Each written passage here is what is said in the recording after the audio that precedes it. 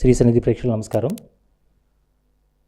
Thoughts of living ఆత్మజ్ఞాన యోగాశ్రమం వ్యవస్థాపకులు రాజర్షి శ్రీ ఆత్మానంద స్వామి గారితో ఈరోజు మనం వారి యొక్క అనుగ్రహ భాషణాన్ని, వారితో మన సత్సంగాన్ని చేయడం కోసం మనం ఇక్కడి వరకు రావడం జరిగింది.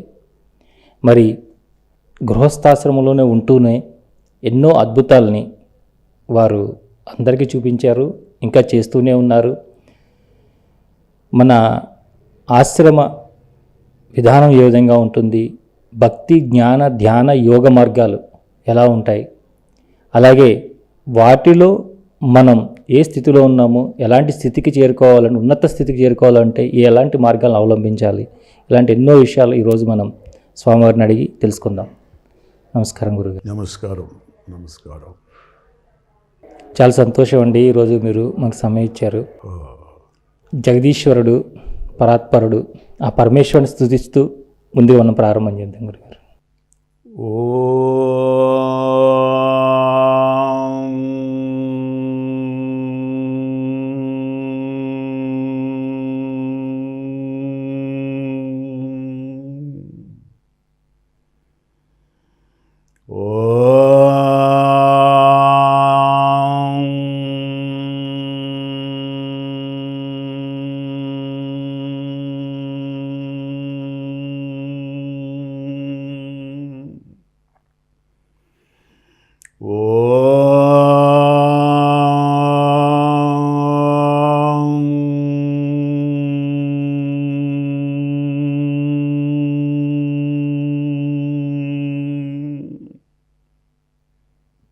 శివోహం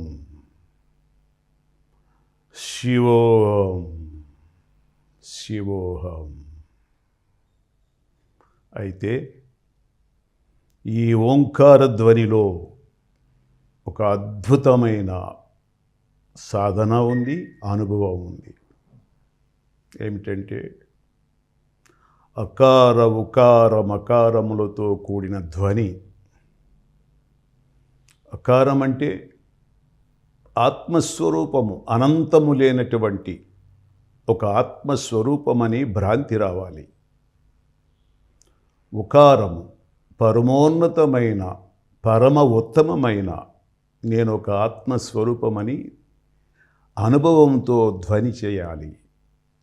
మకారం మరణము లేని ఆత్మస్వరూపాన్ని నేను, మహోన్నతమైన ఆత్మస్వరూపాన్ని నేనని ఇలా అనుభవంతో కూడిన ఓంకార ధ్వని కావాలి. అప్పుడే మన లోపల ఆత్మకు శాంతి లభిస్తుంది, ఆనందం లభిస్తుంది, సంతోషం లభిస్తుంది. ఈ ధ్వనే మూలం. మరి శివోహం అని ఉచ్చరించాం. శివోహం అంటే అర్థం ఏమిటి? ఈ సృష్టి చరాచర జగత్తంతా శివుని యొక్క శ్వాసతో అనుసంధానమైన ప్రాణశక్తితో ఒక ప్రాణేశ్వర స్వరూపం. హం నేను అదే, బయట కూడా అదే అనే ఆత్మ అభిమానంతో ఈ శివోహం, అంతా శివోహమే, సృష్టి అంతా చరాచర జగత్తంతా శివమయం, ప్రాణశక్తిమయం. అది సర్వజీవరాశుల్లో ఉంది, మనలో ఉంది. మన స్వరూపము ఆ స్వరూపమే. మన ముందున్న ఈ సృష్టి చరాచర జగత్తంతా ఆ ప్రాణశక్తిమయముతో ఈశ్వర స్వరూపమే అని గోచరిస్తూ ఉంది. కాబట్టిగా ఇది ఆది నుంచి మన పూర్వీకులైన మునులు, ఋషులు, ముక్కోటి దేవతలు కూడా ఈ శబ్దోచ్చారణ చేస్తూ అనుభవం పొందారు. ఇంత మహిముంది శివోహంలో, ఓంకార ధ్వనిలో. ఒక్కసారి మీ గురు పరంపర గురించి తెలియజేయండి గురుగారు. గురువులకే గురువు, సర్వులకు సద్గురువు ఒక్కడే. గురువులకు గురువు, సర్వులకు సద్గురువు ఒక్కడే. ఆ ఒక్కడు ఎవరు? సాక్షాత్ సృష్టి చరాచర జగత్తంతా నడిపించే విశ్వ యూనివర్సల్ పరమాత్మ, పరమేశ్వరుడు. ప్రతి ఒక్కరిలో కూడా ఒక గురువు ఉన్నాడు. ఆ గురువు ఏ రూపంలో ఉంటాడంటే ప్రాణశక్తితో శ్వాస అనుసంధానమై లోపలికి ప్రవేశిస్తూ ఉంటూ మనలో ఉన్న మేధాశక్తిని ప్రస్ఫుటం చేస్తూ ఉంటాడు, వైబ్రేషన్ చేస్తూ ఉంటాడు. మన మనస్సుని, మన బుద్ధిని వైబ్రేట్ చేస్తూ ఉంటాడు. ఆయనే గురువు, సద్గురు. అయినా బాహ్యంగా కూడా గురువులు ఉండాలి. బాహ్య గురువులు ఏం చెప్తారంటే మార్గాన్ని చెప్తారు. ఆ మార్గములో మనం పయనించడానికి ఒక మనిషి కావాలి. అలాంటి మార్గాన్ని నేను ఋషికేశ్ వెళ్ళి ఆ ఆశ్రమాలంబడ చూస్తూ వారి యొక్క సాంగత్యములో 2-3 సంవత్సరాలు ఉన్నాము. వారి యొక్క శివానంద ఆశ్రమం అయితేనేమి, పరమాత్మానంద ఆశ్రమం అయితేనేమి, ఇలా నేను సాధన చేస్తూ అక్కడే గురు పరంపర నాకు ఉపదేశం జరిగింది. అయితే నేను నమ్ముతా, నాలో ఉన్న గురువు ఆ ఈశ్వర స్వరూపం ప్రాణశక్తితో అనుసంధానమై నాలోనే ఉన్నాడు. ఆయన్ని మననం గమనం చేస్తే మనలో ఉన్న గురుత్వాకర్షణ శక్తితో ఈ సృష్టి అంతా కూడా గురుత్వాకర్షణ శక్తితో నిండి ఉంది. ప్రతి జీవరాశి గురువే మనకి. ఇక్కడ గురు పరంపర అని ప్రశ్న వేశారు. పరంపర అంటే ఏమిటి? పదమైన ఆ పరంపర స్వరూపం ఆ ఈశ్వర శక్తి స్వరూపమే అని నా భావన. అంచేత అందరూ గురువులే. చీమ దగ్గర నుంచి, పశుపక్షాదుల దగ్గర నుంచి, జంతుజాలముల దగ్గర నుంచి, వృక్ష సంపద దగ్గర నుంచి, పరమోన్నతమైన 3,000,000 దేవతల దగ్గర నుంచి అందరూ సర్వమానవాళి మనకి గురువులే. ఎన్నో పాఠాలు నేర్పుతూ ఉంటారు, అనుభవాలు నేర్పుతూ ఉంటారు. మనలో ఉన్న గురుత్వాకర్షణ శక్తితో గ్రహిస్తూ మననం చేస్తూ అనుభవాలతో జీవించడమే మన జీవన పరమార్థం. అంటే గురుగారు, మీరు ముందు నుంచి కూడా ఈ ప్రాపంచిక సమాజంలో మామూలు భౌతికంగా అన్ని రకాలుగా చేస్తూనే ఉన్నారా, లేదంటే ఈ సన్యాసాశ్రమంలోకి ఇట్లా వచ్చారా? అంటే నాకు చిన్నప్పటి నుంచి ఏదో ఒక దైవశక్తి నా వెంబడి ఉందని ఒక నమ్మకం. ఎలా అంటే కొన్ని మిరాకిల్స్ నా జన్మలో కూడా జరిగాయి. మా జననం జరిగేటప్పుడు మా అమ్మగారు 3 రోజులు ప్రసవము రాక పురిటి నొప్పులతో బాధపడుతూ చనిపోయే స్థితి. ఒక వృద్ధ బ్రాహ్మణుడు వచ్చాడు. ఆ వృద్ధ బ్రాహ్మణుడు మా పూర్వీకులకి, పెద్దలకి అక్కడ నంది ఉంది, ఆ నందికి మీరు పూజ చెయ్యండి అని చెప్పాడు. మా పూర్వీకులు, పెద్దలు ఆ నందికి పూజ చేసేసరికి అక్కడ పూజ జరుగుతుంది, ఇక్కడ జన్మ జరిగింది. చూసారా ఎంత మిరాకిలో? శివప్రసాదం అని నేను నమ్ముతా.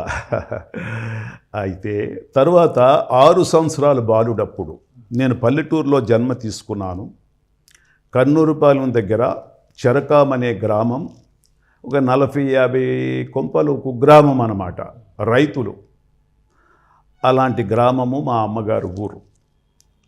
అక్కడ విశ్వనాథుడు చెరువు ఒక పక్కన ఉండేది, శ్మశానము ఒక ప్రక్కన ఉండేది. మేము ఆ పొలాలు గట్టప్పుడు అమ్మగారు నేను నడిచి వెళ్ళేటప్పుడు ఒక నాగసర్పం సర్వస్వము నన్ను స్వాధీనం చేసుకొని నా మీద ఈ నడుముకి తన శరీరం అంతా చుట్టుకొని తన తల పడగ విప్పి నా నెత్తి మీద పెట్టిందట.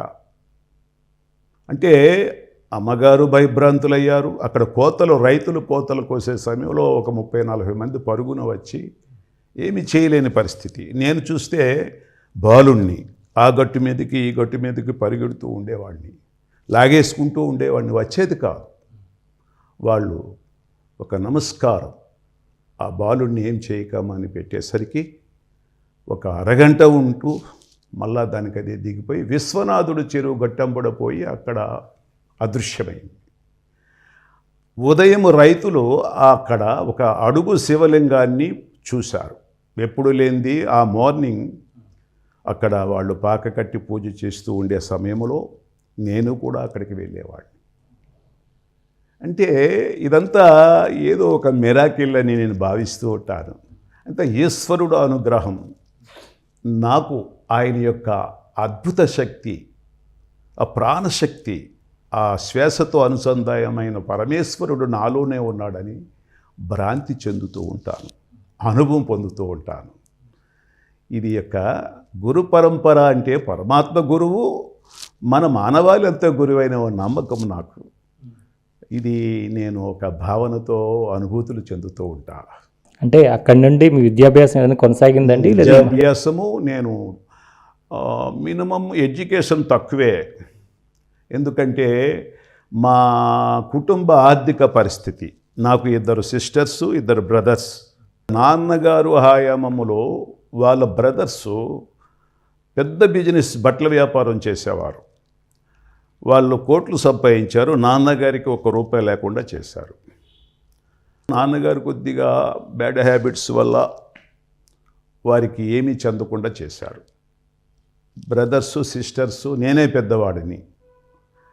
అది చూసా. నేను 10th క్లాస్ చదువుకునే సమయంలో 14 ఏళ్ళు 13 ఏళ్ళు వచ్చినప్పటికీ ఆర్థిక పరిస్థితి తట్టుకోలేకపోయా. ఇంకా చదువుకు స్వస్తి చెప్పాలి అని ఒక నిర్ణయానికి వచ్చా. అప్పటి నుంచి అహోరాత్రులు కష్టపడుతూ వాళ్ళని పోషణార్థం, వారిని ఆర్థికంగా, వాళ్ళ చదువులు, వాళ్ళ సంధ్యలు, వాళ్ళ మ్యారేజెస్ అన్నీ చేస్తూ కుటుంబ సేవ, వాళ్ళే నా బిడ్డల కింద కుటుంబ సేవలో నిమగ్నమై అహోరాత్రులు కష్టపడుతూ, అంటే నాన్నగారు అమ్మగారు నాకు రూపాయి ఇవ్వకపోయినా నా యొక్క నాలెడ్జి, నా యొక్క తెలివితేటలను బట్టి, నా యొక్క వాక్చాతుర్యాన్ని బట్టి ఆ నాన్నగారితో చేసిన బిజినెస్ని నేను సంరక్షించుకుంటూ అనేక రంగాలలో నేను మలుపులు తిరుగుతూ, ఈవేళ నాన్నగారు హయామములో ఏమీ లేనితనం నుంచి వాళ్ళు కోటీశ్వర్లు చేశా. అలాగే మన దగ్గర 200 మంది సేల్స్మెన్స్, వాళ్ళకి విద్యా బుద్ధులు మప్పి వాళ్ళని కూడా అభివృద్ధిలోకి తీసుకొచ్చా. ఈరోజు కొంతమంది షాపులు పెట్టుకున్నారు, కొంతమంది తన కాళ్ళ మీద 40,000 30,000 ఇచ్చి జీవనోపాధి చేస్తున్నారు. అదేదో ఆనందం నాకు. ఒక లేమితనం నుంచి వచ్చిన వ్యక్తి ఇంతమందికి ఆధారభూతుడైనాడు అని వాళ్ళ యొక్క భావాల నుంచి వచ్చిన ఆ యొక్క సంతోషం నేను చూస్తూ ఉన్నాను. ఒక ఆనందంతో నేను సంతోషంగా పరవశించిపోతూ ఉన్నాను. అది నా జీవన విధానం. కానీ ఏది ఏమైనా ఇది కాదు, ఏదో ఒకటి ఉంది, ఒక శక్తి నడిపిస్తుంది. ఆ శక్తిని మనం పట్టుకోవాలి. అంటే అహోరాత్రులు కష్టపడినా, బిజినెస్ చేసినా, ఎవరితోటి మాట్లాడినా ఆ స్వరూపము నా స్వరూపము ఒకటి అని భ్రాంతి వస్తుంది. ఆ స్వరూపంలో అన్ని ఆర్గన్స్ ఒకటే, నా స్వరూపంలో అన్ని ఆర్గన్స్, అందులో ప్రాణేశ్వరుడు ప్రాణశక్తి ప్రవహిస్తూ ఉన్నాడు, నాలో కూడా ఆ ప్రాణేశ్వరుడే ఉన్నాడు. ఆ ఈశ్వర స్వరూపం అందరిలో ఉందనే భ్రాంతితో నేను ఎక్కువ జీవిస్తూ ఒక అనుభూతి పొందుతూ ఉంటాను. అంటే ఈ సాధన అనేది ఎప్పటి నుంచి ప్రారంభించారు గురుగారు? ఎలాగా సాధన అంటే నాకు చిన్నప్పటి నుంచి ఒక సాధనలోనే తెలియని సాధన, ఇప్పుడు తెలిసిన సాధన, 2 రకాల సాధనలో. అప్పుడు తెలియకుండా సాధన చేసేవాడిని. ఒక శక్తి ఉంది, శక్తి ఉంది, శక్తి ఉంది. అనేక మందిని ప్రశ్నలు వేసేవాడిని. ఇది సృష్టి ఎలా తయారైంది, ఈ సూర్యుడు ఎక్కడి నుంచి వస్తున్నాడు, ఈ చంద్రుడు ఎక్కడి నుంచి వస్తున్నాడు, ఈ ఆకాశం ఎంత దూరం ఉంటుంది, అనేక ప్రశ్నలు వేస్తూ ఉంటే సరైన అవగాహన సమాధానం దొరికేది కాదు. అంచేత చిన్నప్పటి నుంచి కూడా ఒక సాధన పద్ధతిలోనే ఉంటూ, అయితే మనలో ఉన్న శక్తికి విశ్వ యూనివర్సల్కి సంబంధం ఏమిటి అన్నది ఇప్పుడు అన్వేషణ దగ్గర 25 ఏళ్ళు బట్టి 30 ఏళ్ళ బట్టి అన్వేషిస్తూ వచ్చా. అప్పుడు మనకి తేటతెల్లమైందో విశ్వ యూనివర్సల్లో ఒక అద్వితీయమైన శక్తి ఉంది. అది నవగ్రహముల యొక్క ఉనికి, పంచభూతముల యొక్క ఉనికి. చూడండి, సూర్యుడు ఒక వేడిని ఒక ఉనికి రూపంలో వెదజల్లుతూ ఉంటాడు, చంద్రుడు చల్లదన, అలాగే తన గ్రహములు తనంతటి తాని కాదు, ఏదో ఒక శక్తి వల్ల ఒక ఉనికి ఒక వైబ్రేట్ అవుతూ ఉంది. ఆ ఉనికి పంచభూతముల వల్ల నవగ్రహముల వల్ల కేంద్రీకృతమై అణువులు పరమాణువులుగా మారి ఒక జీవకణముగా రూపాంతరం చెందుతుందని ఒక అనుభవం. ఒక జీవకణముల సముదాయమే రూపము. అంటే ఏమైంది? ఉనికి అంటే విశ్వ యూనివర్సల్ ఉనికి అణువులు పరమాణువులుగా మారి ఒక జీవకణముగా పరిమాణం చెంది ఆ జీవకణములన్నీ కలిసి ఒక రూపం ఏర్పడుతుంది. ఈ సృష్టి చరాచర జగత్తంతా ఆ రూపమే. ఆ రూపములో ఒక పరమ చైతన్యం ఉందని అనుభవం. పరమ చైతన్యం అంటే అర్థం ఏమిటి? వైబ్రేషన్, ఒక ప్రకాశం, ఒక ప్రకాశముతో కూడిన ఉనికి. ఆ ఉనికి ఎక్కడిది? విశ్వ యూనివర్సల్ నవగ్రహముల సముదాయమే, పంచభూతముల సముదాయమే. అయితే అదే గార్డెన్ని నమ్ముతా. ఆ పరమ చైతన్యం ఏదైతే బ్యాక్గ్రౌండ్గా ఉంటూ అవ్యక్తంగా ఉంటూ కనిపించకుండా ఉందో అదే అల్లా అంటారు. ఆ ప్రకాశాన్ని ఈశ్వరుడు అంటారు, ఓంకారేశ్వరుడు అంటారు, యెహోవా అంటారు. అనేక భాషల్లో పిలుస్తూ ఉన్నారు. కానీ మన విజువలైజేషన్, మన మేధస్సులో ప్రవక్తలు పూర్వీకుల వల్ల ఒక రూపాన్ని మలుచుకొని దైవాన్ని సృష్టించుకున్నారు. కానీ రియల్గా ఆ ప్రకాశమే, విశ్వ యూనివర్సల్ ప్రకాశమే. అల్లా అయినా, యెహోవా అయినా, ఈశ్వర అయినా ఆ ఉనికే. కానీ మనం గాడ్ని గాడ్ అంటూ, అంటే ఆ విశ్వ యూనివర్సల్ మన గాడ్ ఫాదర్ అండ్ మదర్ అని నా నమ్మకం. అయితే ఇక్కడ మనం ఏం చేసామంటే ఒక రూపాన్ని సృష్టించుకొని భగవంతుడు ఈయన అని మనం పేరు పెట్టుకున్నాము పూర్వంలో. అయితే భగవంతుడు వేరు కాదు, భగవానుడు సర్వస్వము ఉన్నాడు, నాలో నీలో పరమేశ్వరుడు ఉన్నాడు అని ఒక ఆలోచనతో నేను ఎప్పుడూ ఉంటా. మరి ఇక్కడ మతాలు ఎక్కడి నుంచి వచ్చాయి? పుట్టగొడుగుల్లో పుట్టుకొస్తున్నాయి. మతము అంటే ఏంటంటే మన మనస్సు నుంచి విజువలైజేషన్లో సృష్టించుకున్న స్వరూపము ఒక పూజ, ఒక ఆరాధనలు చేస్తూ ఉన్నారు. కాబట్టిగా జీసస్ కూడా చెప్పాడు, గాడ్ ఈజ్ లైట్ అన్నాడు. అలాగే అల్లా ఇల్లా ఇల్లల్లా హై ఏక్ నూర్ హై అని ముస్లిం తాలూకా ప్రవక్త అహ్మద్ చెప్పాడు.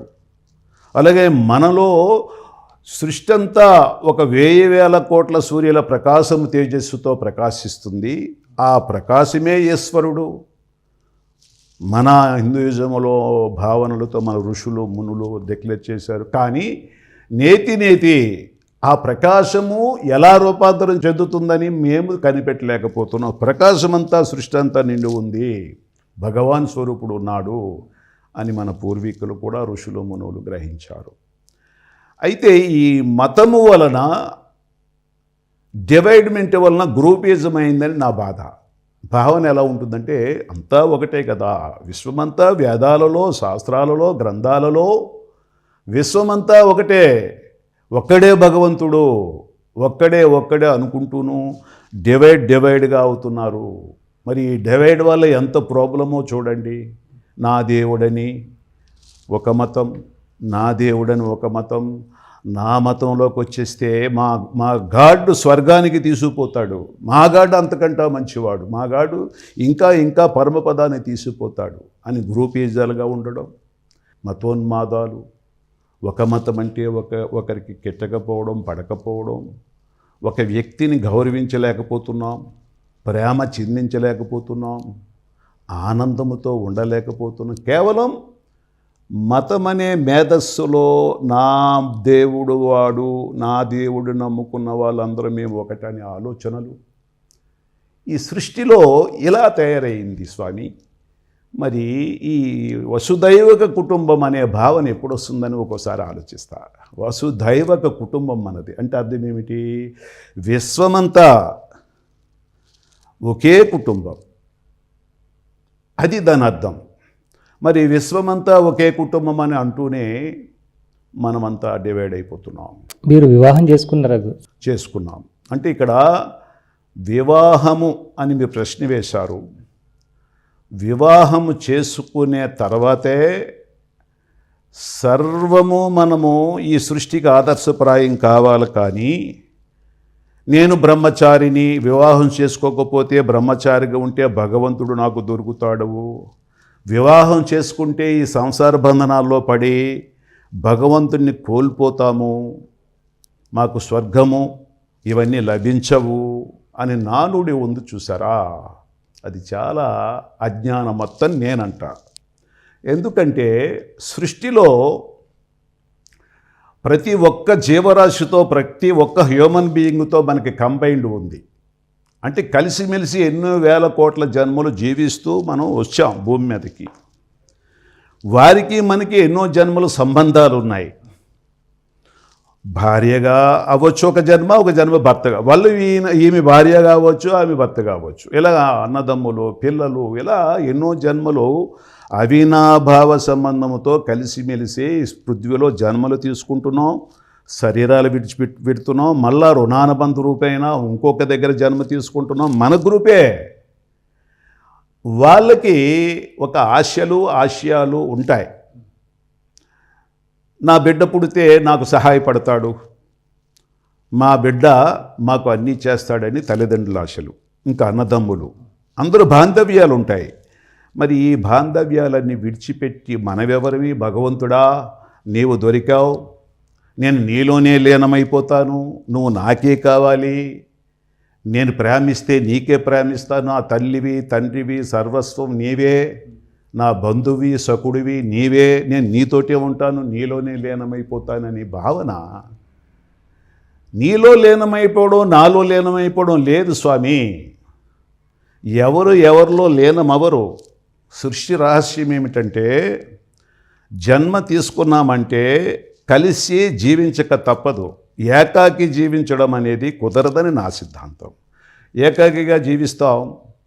మన సృష్టి ధర్మం ఏమిటంటే మమేకమై అనేక సంబంధాలు, అనేక కుటుంబాలతో ఎన్నో జన్మలు భూమి మీదకి వచ్చాం. వాళ్ళ రుణానుబంధం మనం తీర్చాలి, మన రుణానుబంధం వాళ్ళు తీర్చాలి. అందరినీ విడిచిపెట్టి నేను భగవంతుడు లేనవైపు వెళ్ళిపోవడం అన్నది నా భావన కాదు. రాజఋషి కావాలి. రాజఋషి అంటే అర్థం ఏమిటి? మనస్సు, బుద్ధి, ఆర్గన్స్పై రాజా. ఋషి జీవనము గృహస్థములో జరపాలి. అంటే మనస్సు బుద్ధి ఉంది చూసారా, లోపల మన మనస్సు ఉంది, బుద్ధి ఉంది. వాటిని జయించడం. నువ్వు గృహస్థంలో ఉండు, బ్రహ్మచారిగా ఉండు, ఇంకొకడు ఉండు, అడవులంటూ ఉండు, ఎక్కడుండు, కానీ వాటి మీద రాజా. రాజా అంటే అర్థం ఏమిటి? బాహుబల పరాక్రమముతో అనేకల్ని తండాలుగా మొండాలుగా చీల్చి చెండడం కాదు రాజా అంటే. మన అసురత్వమైన మనసు బుద్ధిపై, మన ఆర్గన్స్పై జయించడమే రియల్ రాజా. నా భావన ఇది. నేను నమ్ముతా. ఈ రాజా అనేది మనసు బుద్ధిపై ఉండాలి. ఈ యుద్ధము, ఈ చూసారా ముస్లింలు అంటారు జిహాద్ చెయ్యండి. జిహాద్ అంటే అర్థం ఏమిటి? నీలో ఉన్న అసురత్వమైన మనోబుద్ధుల నుంచి కోరికలు వస్తున్నాయి, ఆర్గన్స్ మీద జిహాద్ చెయ్యండి అని లోతుల్లో సబ్జెక్ట్ అది. అంటే మనుషులు చంపడం, మృగాలను చంపడం, ఆవులను చంపడం, ఇది చంపడం, అది చంపడం కాదు. జిహాద్ అంటే లోపల ఆర్గన్స్, అసుర సంహారణ. అసురుడు ఎక్కడున్నాడు చెప్పండి?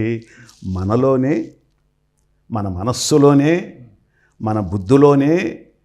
అహంకారం అనే అసురత్వం, ఈర్ష్య రాగదేశ్వాలనే అసురత్వం, నేను నా భగవంతుడు, నేను చెప్పిందే వేదం అన్నది అసురత్వం. ఇవన్నీ అసురులే కదా. ఎక్కడున్నారు? మనలో ఉన్నారా, బయట ఉన్నారా చెప్పండి? ప్రతి ఒక్కడూ భగవత్స్వరూపుడే. ఎవరు జన్మల పరంపర బట్టి వాళ్ళ యొక్క జ్ఞాన పరిమితిని బట్టి వాళ్ళు పాత్రలు పోషిస్తూ ఉంటారు. మరి ఆ జన్మల పరంపర తప్పు పట్టడానికి, వాళ్ళ భావాలను తప్పు పట్టడానికి మనం రాలేదు కదా. ఏదో మన జీవన విధానం శాంతిగా, ఆనందంగా, సంతోషంగా, ఆరోగ్యంగా ఉంటూ పంచడానికి వచ్చాం. వీడు ఎలాంటి వాడు, ఆ భగవంతుడు ఎలాంటి వాడు, ఆ భగవంతుడు నమ్ముకున్నాడు, మన భగవంతుడే గొప్ప, ఈ వేరియేషన్ లేదు ఇక్కడ సృష్టిలో. అందుచేత అలాంటి భావాలు మనస్సులో ఉన్నాయి, బుద్ధిలో వాటి మీద జయించడం రాజాని నమ్ముతా. ఇంకా ఋషి జీవనం ఎలా ఉండాలి? అందరూ కలిసిమెలిసి, వసుదైవక కుటుంబం, అందరూ నా వాళ్ళే, అందరూ పరమాత్మ స్వరూపమే, అందరూ ఆత్మస్వరూపమే, నేను వారు ఒకటే. ఆ విశ్వ యూనివర్సల్ నుంచే వచ్చాం భూమి మీదకి, ఒకే కుటుంబం మాదని అందరూ బాగుండాలి. ఎవడు శత్రువు ఇక్కడ మిత్రువు లేడు మనలో, కానీ మన భావాలను పెట్టి మన ఆలోచనలు పెట్టి వాడు మంచివాడు వీడు చెడ్డవాడు అనే ఆలోచనలు వస్తున్నాయి. ఇక్కడ చెడు మంచి అన్నది లేదు. వాళ్ళ పాత్రలు వాళ్ళవి, మన పాత్ర మనది. మన పాత్ర ఉండాలని ముందు మనం మారాలి, మనం డిసైడ్ చేసుకోవాలి తప్ప ఎదట వాళ్ళ పాత్రని కానీ, ఎదట వాళ్ళ మనోభావాలను కానీ, ఎదట వాళ్ళ వాక్కును కానీ మనం డిస్కనెక్ట్ చేసే అధికారం మనకు లేదు. కాబట్టిగా ఇలాంటి భావాలతో ఈ స్పిరిచువల్ ఉండాలి తప్ప, స్పిరిచువల్ అంటే అర్థం ఏమిటంటే రియల్ బాలకుడిగా ఉండడం, ప్రతి ఒక్కరికి ప్రేమను చిందించడం, గౌరవం, సంతోషంతో ఉండడం, ఇవ్వడమే స్పిరిచువల్. రియల్గా ఇక్కడ సనాతన ధర్మం అని మన పేరు పెట్టుకున్నాం. సనాతనం అంటే నిత్యము నూతనంగా ఉండేది. ఎన్ని వేల సంవత్సరాలైనా ధర్మము నూతనంగా ఎప్పుడూ ఉంటుంది. అది అంటే సనాతనం అంటే ఎప్పుడైనా ఒకే ధర్మం. అంటే పూర్వములో ఇచ్చే స్వరూపం, ప్రేమనివ్వడమే, తిరిగి ఆశించే తత్వం లేదు. దయ చూపించడమే, తిరిగి ఆశించే తత్వం లేదు. క్షమించడమే. ఇప్పుడు ఎలా ఉంది ఈ సనాతనము? నేను నీకు ఇస్తున్నాను, నువ్వు నాకేమిస్తావు, ఆశాతత్వం.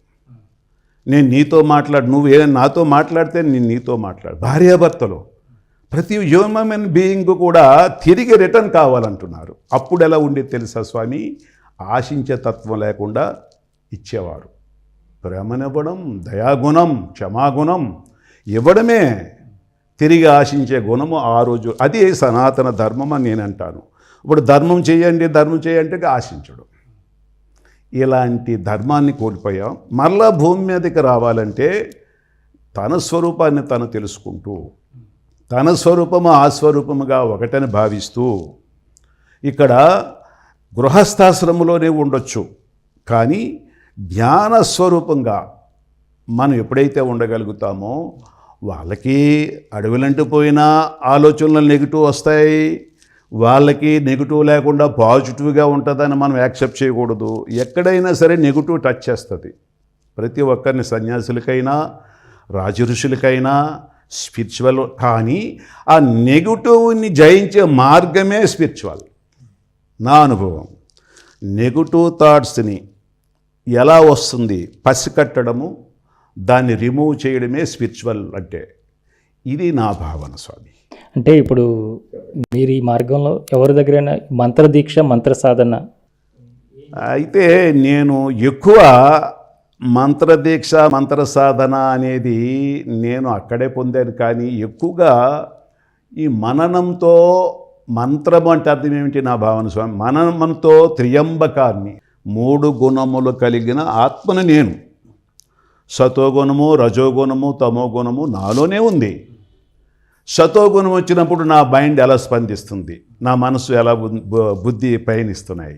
ఇంకా రజోగుణం వచ్చినప్పుడు నా మనసు బుద్ధి ఎలా పయనిస్తున్నాయి, తమోగుణంలో నా మనసు. ఇది కనిపెట్టుకోవడమే మంత్రము నేను అనుకుంటా. ఇక్కడ సాధన అంటే అర్థం ఏమిటి? స్వయము శోధన. స్వయము నేను ఒక ఆత్మస్వరూపాన్ని శోధించు. ఆత్మ ఆత్మ ఆత్మ అంటారు. ఆత్మ అంటే అర్థం ఏమిటంటే లోపల ఒక ప్రాణశక్తితో నాలో వస్తుంది, ఆర్గన్స్ని టచ్ చేస్తుంది. నా ప్రతి ఆర్గన్ నాడుల్ని, గ్రంథుల్ని, రక్తనాళముల్ని, నా బ్రెయిన్ని టచ్ చేస్తుంది. ఆనందంగా పరమేశ్వర స్వరూపం నాలోనే ఉంది అని అనుకోవడమే ఆత్మస్వరూపం. ఆత్మకి మనసు ఉంది, బుద్ధి ఉంది, అవి కనిపించవు, అది అవ్యక్తం. ఉంది. ఇప్పుడు భావోద్వేగాలు మన బ్రెయిన్కి టచ్ చేస్తున్నాయంటే అదేంటి? ఆత్మస్వరూపమే. అది ఏ భావం అవ్వచ్చు, యద్భావం తద్భవతి. అది శుభభావమా అశుభభావమా మనకు తెలుస్తుంది, అంటే మన అనుభవాన్ని బట్టి తెలుస్తుంది. అవన్నీ లోపలే, ఇన్నర్ ఫీలింగ్స్ ఇవన్నీ. ఈ లోపలే మనం అనుభవం పొందుతూ ఇది మంచి ఏంటి చెడు, ఓహో ఈ రోజల్లా ఈ భావాలతో నేను ఉన్నాను, ఆ భావాలు నన్ను టచ్ చేసి ఓ నాకు మానసిక అశాంతి, శరీరంలో ఏదో నలతగా మనం తెలుసుకోవచ్చు. ఒకసారి మంచి శుభభావనలు, అందరూ బాగుండాలి, అందరూ సంతోషంగా ఉండాలి, ప్రతి ఒక్కరూ కూడా ఆ పరమాత్మ స్వరూపులే, వాళ్ళకి మంచి జరగాలి, వాళ్ళలో స్వరూపము నా స్వరూపము ఒకటే అని నిరంతరము కూడా శత్రువును కూడా మనం మిత్రుడిగా చూసుకుంటూ ప్రేమను చిందిస్తూ ఉన్నామనుకోండి, ఆ రోజు ఆనందం, సంతోషం. లేదు వాళ్ళతో భేటీ పడి మనం కూడా వాళ్ళలాగే ప్రవర్తించి ఆయనకు కోపం వస్తుంది. ఆ కోపం ఎక్కడి నుంచి వచ్చింది స్వామి? మనలో ఉన్న వైబ్రేషనే, మనలో ఉన్న భావోద్వేగమే అక్కడ డ్యాన్స్, అక్కడ సాక్షిభూతంగా చూడాలి. మనలో ఉన్న ఏదైతే భావోద్వేగం ఉందో అది నీ అలజడే. ఒక తటాకంలో రాయి విసురుతాం స్వామి, అదంతా చెదురుతుందా లేదా? అది ఎక్కడి నుంచి వచ్చింది? నువ్వు విసిరిన రాయే. మనమేమనుకుంటామంటే వారిలో ఉంది, వారు కోపం చేసేస్తున్నారు, వారు ఎలాంటి మాటలు మాట్లాడేస్తున్నారు అని మన భావం. చూసారా? కానీ అది నీదైన సంగతి తెలుసుకున్నప్పుడే స్పిరిచువల్. అక్కడ కోపం లేదు, అక్కడ దూషణ లేదు. ఎక్కడుంది? నీలో ఉన్న అలజడే. అక్కడ ఒక డ్రామాలాగా యాక్టింగ్ కనిపిస్తుంది అనమాట. అది మనం తెలుసుకుంటూ, అది నాలే ఉందే, ఇంకా శాంతి అయిపోవాలి మనం. ఇంకా సంతోషంగా, ఆనందంగా ఎప్పుడైతే రిసీవ్ చేసుకుంటామో అప్పుడు మనకి ఆనందం, సంతోషం. లేదు వాళ్ళు నేనేం తప్పు చేశాను, నేనేం చేశాను, నేనేమి చేయలేదే, ఆయన ఏం మాట్లాడలేదే, ఆమె ఏం మాట్లాడలేదే అనుకోవడం అన్నది అనుకుంటాము, మళ్ళీ రియాక్ట్ అవుతాం. చూసారా? ఈ రియాక్ట్ అవ్వడమే అలజడి. అందుచేత ఈరోజు మానవాళి శాంతిగా ఉండలేని పరిస్థితి, ఆనందంగా ఉండలేని పరిస్థితి, సంతోషంగా ఉండలేని పరిస్థితి. దాని పరివేశానము రుగ్మతలు, మానసిక శాంతి వల్ల బ్రెయిన్ మీద ప్రెజర్, మన శరీర నాడులు, గ్రంథులు అనేది ప్రజరిస్తూ ఉంటుంది. ఇంకా లేనిపోని రుగ్మతలు వస్తూ ఉంటాయి. కాబట్టి స్పిరిచువల్లో ఉండేటప్పుడు చాలా జ్ఞానప్రకాశంగా, జ్ఞానము ధ్యానము రెండు ఒక బొమ్మ బురుసు లాంటివి. జ్ఞానం అంటే సృష్టి ఏంటి, మన స్వరూపం ఏమిటి, హ్యూమన్ బీయింగ్ అంతా ఏమిటి అన్నది మనం తెలుసుకోవడము జ్ఞానము. వాటితో మమేకమై అధ్యయనం చేసుకుంటూ ఉండడం అనేది ధ్యానం. ఈ రెండూ చేసుకుంటే స్వామి చాలా ఆనందం, చాలా సంతోషం. ఇది నేను అంటే ఇక్కడ ఎవరిని గురించి మాట్లాడలేదు, అనుభవాలు. అనుగ్రహ భాషను అన్నారు చూసారా మీరు? అనుగ్రహ భాషను చేస్తున్నాను, కానీ దయచేసి ఎవరిని నేను కించపరచలేదు. మీ సాధన అనేది ఏ విధంగా సాగుతూ ఉంటుంది గురుగారు, మీ దైనందిక సాధన అనేది? రైట్, మంచి ప్రశ్న వేశారు స్వామి. అయితే నిత్యము నేను శోధన చేస్తూ ఉంటాను. సాధన అన్నారు చూసారా? అంటే ఇది ఎలాగ గంటల తరబడి తపస్సు చేసి ఇది సాధన కాదు. మనం ప్రతి మినిట్ శోధన చేస్తూనే ఉండాలి స్వామి. ప్రతి సెకండు కూడా మనం శోధన చేయాలి. శోధన అంటే ఏంటి? నీ స్వరూపాన్ని నువ్వు అన్వేషించుకోవాలి. లోపల ఏం జరుగుతుంది? ప్రాణేశ్వరుడు నాలో ఉన్నాడు, శ్వాసతో అనుసంధానం అవ్వాలి. మన ప్రాణశక్తి ఉంది కదా, ఆదిశ్వాస. ఆదిశ్వాస అంటే మనకు తల్లి గర్భంలో ఉండేటప్పుడు ఒక ఆదిశ్వాస ప్రవేశిస్తుంది. అది ఆర్గన్స్ని డెవలప్ చేసుకొని బయటకు వస్తుంది. ఆదిశ్వాస మనలోనే ఎప్పుడు ఉంటుంది, ఎప్పుడు తుదిశ్వాసలో పోతుంది, మలిశ్వాసలో. అయితే ఈ ఆదిశ్వాస ఉంటేనే ఆర్గన్స్కి వైబ్రేట్. అదే ఆదిశేషుడు అంటారు. ఆ ఆదిశ్వాసని మనం అన్వేషిస్తూ ఉండాలి. అది నిరంతరము సాధన చేసినా, సెకండ్ సాధన చేసినా ఒకటే. అంతేగాని మనం గంటల తరబడి మనం టైం వేస్ట్ చేసుకొని సాధన చేసినా ఫలితం ఒకటే. ప్రతి సెకండు ఎవరితో మాట్లాడినా లోపల అది ఆ క్రియ, అదే దాని పేరే క్రియ. క్రియాయోగా అని పేరు పెడతారు. నాకు పుస్తకాలు చదవను, క్రియాయోగా అంటారు. చాలాసార్లు క్రియాయోగా నేర్పుతాం ఇవన్నీ చెప్తారు కదా మన వాళ్ళు. ఆల్రెడీ నిన్ను క్రియా చేస్తుంది, యాక్టివ్ చేస్తుంది ఒకరు లోపల, ఆ పరమేశ్వరుడు. యోగా అంటే ఏంటి? దానితో ఉండు. చూసారా? క్రియాయోగా అంటే ఏమీ లేదు. నీ తల్లి గర్భములోనే ఒక ప్రాణేశ్వర శక్తి వచ్చి క్రియ చేస్తుంది. నీ ఆర్గన్స్ని ఆ క్రియేటివ్ చేస్తుంది, నీ మనసుని వైబ్రేట్ చేస్తుంది, నీ బుద్ధిని వైబ్రేట్ చేస్తుంది, నీ ఆర్గన్ని వైబ్రేట్ చేస్తుంది. మరి క్రియ చేస్తుందా లేదా చెప్పండి? దానితో ఉండాలి. యోగా అంటే ఏంటి? కలిసి ఉండుట. కలిసి ఉండడం అంటే అర్థం ఏమిటి? నీలో ఏదైతే ఒక శక్తి క్రియేటివ్ అవుతుందో దానితో నువ్వు కలిసి ఉండు.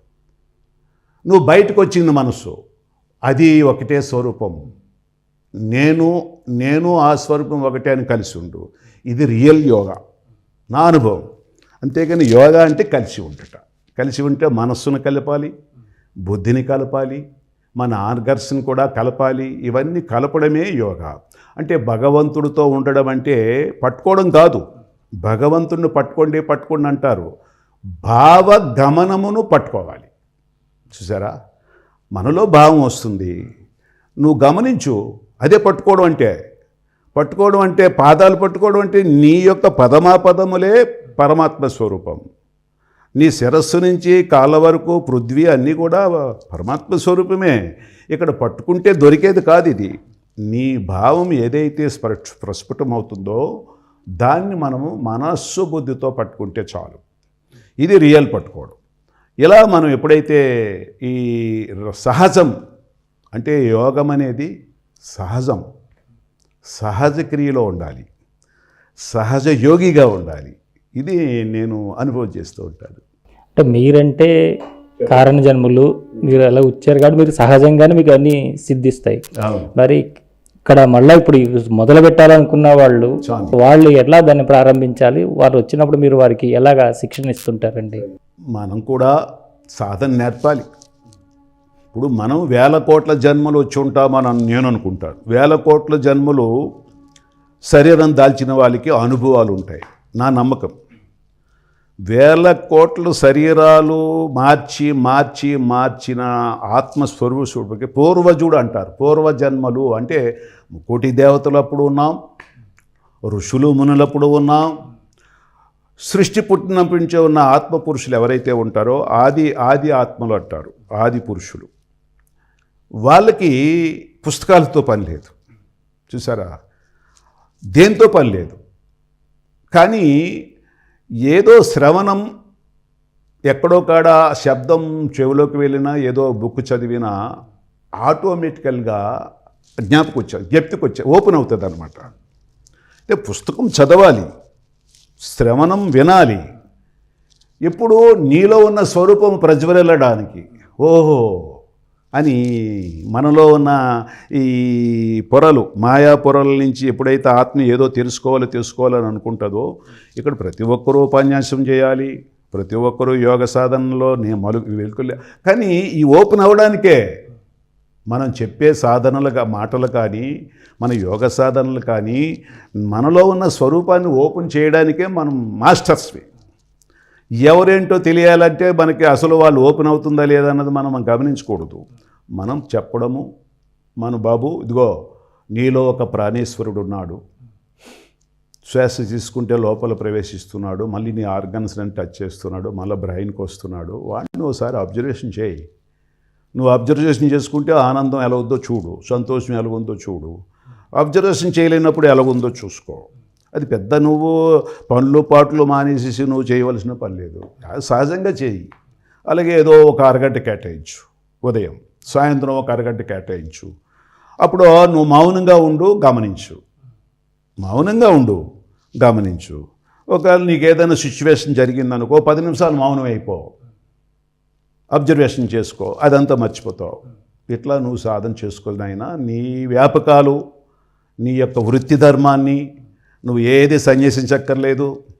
నీ వృత్తి ధర్మాన్ని నువ్వు కాపాడుకుంటూ అన్ని సాధనలు చేసుకోవచ్చు. కానీ సృష్టి అంతా ఒకటే, అది జ్ఞానం ఫార్ములా. ఆ ఫార్ములా ఒకసారి మనం గైడ్లైన్స్ ఇవ్వాలి. నీలో ఉన్న మూలం, ఆ సృష్టిలో ఉన్న మూలం ఒకటే.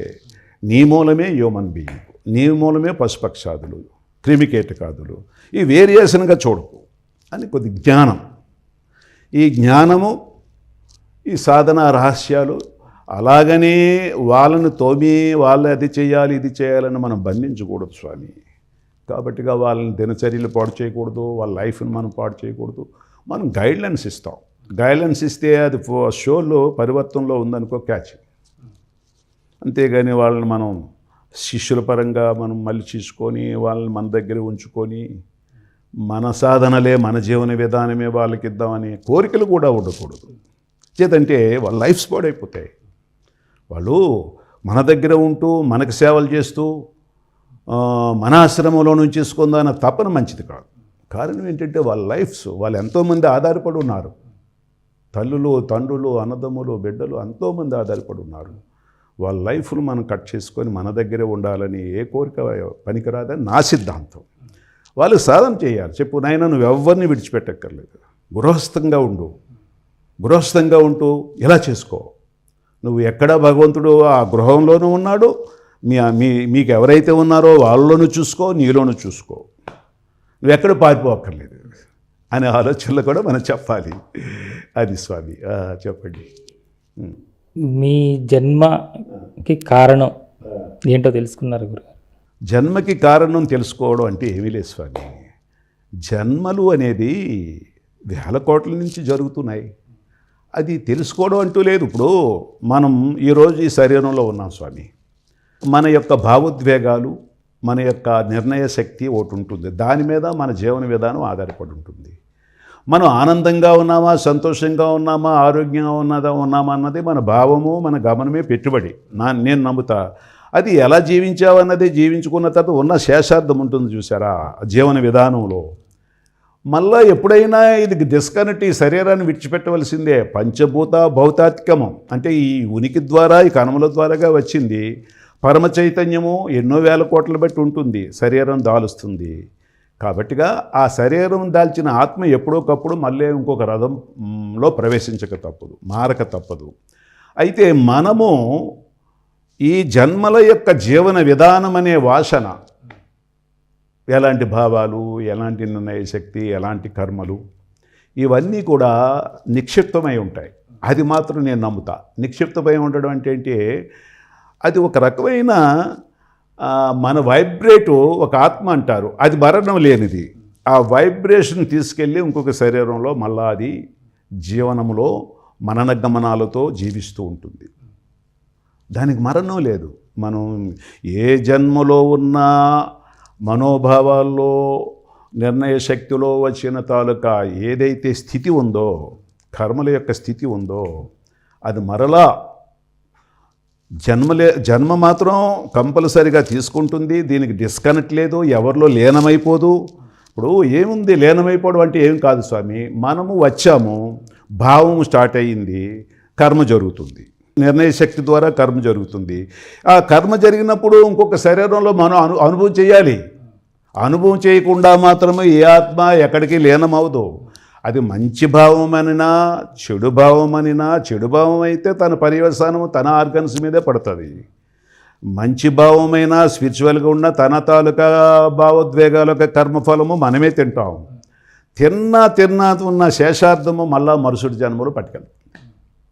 అయితే ఇప్పుడు ఇక్కడ ఏం తెలుసుకోవాలి మనం, మంచి భావము యూనివర్సల్ అంతా మనం ఒకటే కింద భావించాలి. పరమాత్మ అందరిలో ఉన్నాడని భావించాలి. అందరూ బాగుండాలని భావించాలి. ఇక్కడ శత్రువు లేడు, మిత్రువు లేడు. నాలోనే ఉంది శత్రుత్వం, మిత్రుత్వం అన్న నాలోనే ఉంది, బయట లేదు అన్న భావనతో మనం ఎప్పుడైతే ఉంటామో మనం ఆనందం ఆటోమేటిక్గా వస్తుంది, సంతోషం వస్తుంది, ఆరోగ్యంగా ఉంటాం. మళ్ళా ఇంకో జన్మ పట్టుకుపోతాం. లేదు నేనే గొప్ప, నేనింత చక్రవర్తిని, నేను ఇది, నేను అది అని అహంతో ఉండడము, వాళ్ళు ఎలాంటి వాళ్ళు, వీళ్ళు ఎలాంటి వాళ్ళని రాగద్వేషాలతో ఉండడము. ఈ మనన గమనాల్లో ఎప్పుడైతే మనం ఉండగలుగుతామో మనకి దుఃఖం అనుభవవుతుంది, ఆర్గన్స్ కుంటుపడతాయి, అనారోగ్యం వస్తుంది. మళ్ళీ మనం డిస్కనెక్ట్ అవుతాం, మళ్ళీ అక్కడ అదే భవిస్తాం. అంటే మనకి ఏది కావాలో డిసైడ్మెంట్ ఇప్పుడు మన జ్ఞానమే. మనం ఎలా వెళ్తే స్వర్గం ఈ భావాలతో, ఇలా వెళ్తే నరకం అంటే ఏంటి, నశ్వరమైన రథములో కోరికలతో జీవిస్తున్నావు. ఈ నశించిపోయేదే శరీరం. ఏం చేస్తున్నావు, కోరికలతో ఉంటే నరకం. అది ఆపరేషన్లు అవ్వచ్చు, ఇంకోటి అవ్వచ్చు. నరకం అంటే ఎక్కడో మన పూర్వీకులు ఎక్కడో అనిపిస్తున్నాం. గరుడు పురాణాలు అవి కూడా మనం రాసుకున్నవే. నరకం అని నేనంట. స్వర్గం అంటే అర్థం ఏంటి, స్వయము ఆర్గన్స్. స్వార్గన్స్ ఏంటి, మనసు బుద్ధి నెంబర్ 1 ఇంద్రియాలు. నీ శరీర గ్రంథులు, నాడుల్లో ఆ మనసు బుద్ధి ఆర్గన్స్ అన్నీ టచ్ చేస్తూ ఉంటుంది. ఆనందంగా, సంతోషంగా, ఆరోగ్యంగా మనం జీవించడం చెప్పు ప్రేమ స్వరూపమే జీవిస్తే స్వర్గము అనినా నరకం అనినా మనలోనే ఉంది. సంతోషంగా, ఏ దుఃఖం తెలియకుండా ఆనందంగా, సంతోషంగా నిరంతరము ప్రతి సెకండు ఉండగలిగితే స్వర్గంలో ఉన్నట్టే స్వామి. లేదు నిత్యము రుగ్మతలు, నిత్యము ఇది, నిత్యము అశాంతి ఇవన్నీ ఉంటే అది నరకమే స్వామి. ఎక్కడున్నాయి చెప్పండి. ఇప్పుడు మీరు ఏది జీవించాలన్నా మనలోనే ఉంది. బ్రహ్మ ఎవరు, మనమే. విష్ణువు ఎవరు, మనమే. ఈశ్వరుడు ఎవరు, మనమే. బ్రహ్మ అంటే ఏంటి, బాహ్యము ముఖము బ్రహ్మము, నీలో ఉన్న ముఖము బ్రహ్మమే. బ్రహ్మం అంటే ఏంటి, బ్రహ్మ. బాహ్యముకు ఒక తల్లిలా ప్రేమించే ప్రతి ఆత్మస్వరూపము బ్రహ్మ. అది ఎక్కడి నుంచి వచ్చింది? బ్రహ్మముఖం, మనలోనే బ్రహ్మముఖం ఉంది. ఇక విష్ణుముఖము విషము లేని స్వరూపంగా ఉండాలి. అంతా ఒకటిగా అందరూ నీ స్వరూపం, నువ్వు బాలకుడిగా ఉండగలగాలి. అది విష్ణు స్వరూపంగా నీలోనే ఈ హృదయ స్థానం విష్ణువు. అలాగే ఈశ్వర స్థానం ఈ పృథ్వీలోంచి వచ్చింది. పార్వతీ పరమేశ్వర శక్తి ఈ నాభి స్థానంలో ఉంటుంది స్వామి. అందుచేత ఏది కావాలా 3 పురములు నీలోనే ఉన్నాయి. బ్రహ్మకపాలమంతా బ్రహ్మలోకము, సూక్ష్మలోకం అంటే ఈ ఆకాశతత్వం కింద నుంచి సూక్ష్మ హృదయము, ఈ పృథ్వీ ఈ బొడ్డు నుంచి కింద భాగం అంతా పృథ్వీ అంతా అంటే పాతాళం. 3 లోకములు, 3 పురములు. అంచేత త్రిపురాసుర సంహారము అన్నారు. త్రిపురాసురులు అంటే వారు అసురుడు నీవే, 3 పురముల్లో నువ్వు అసురత్వంలో ఉన్నావు.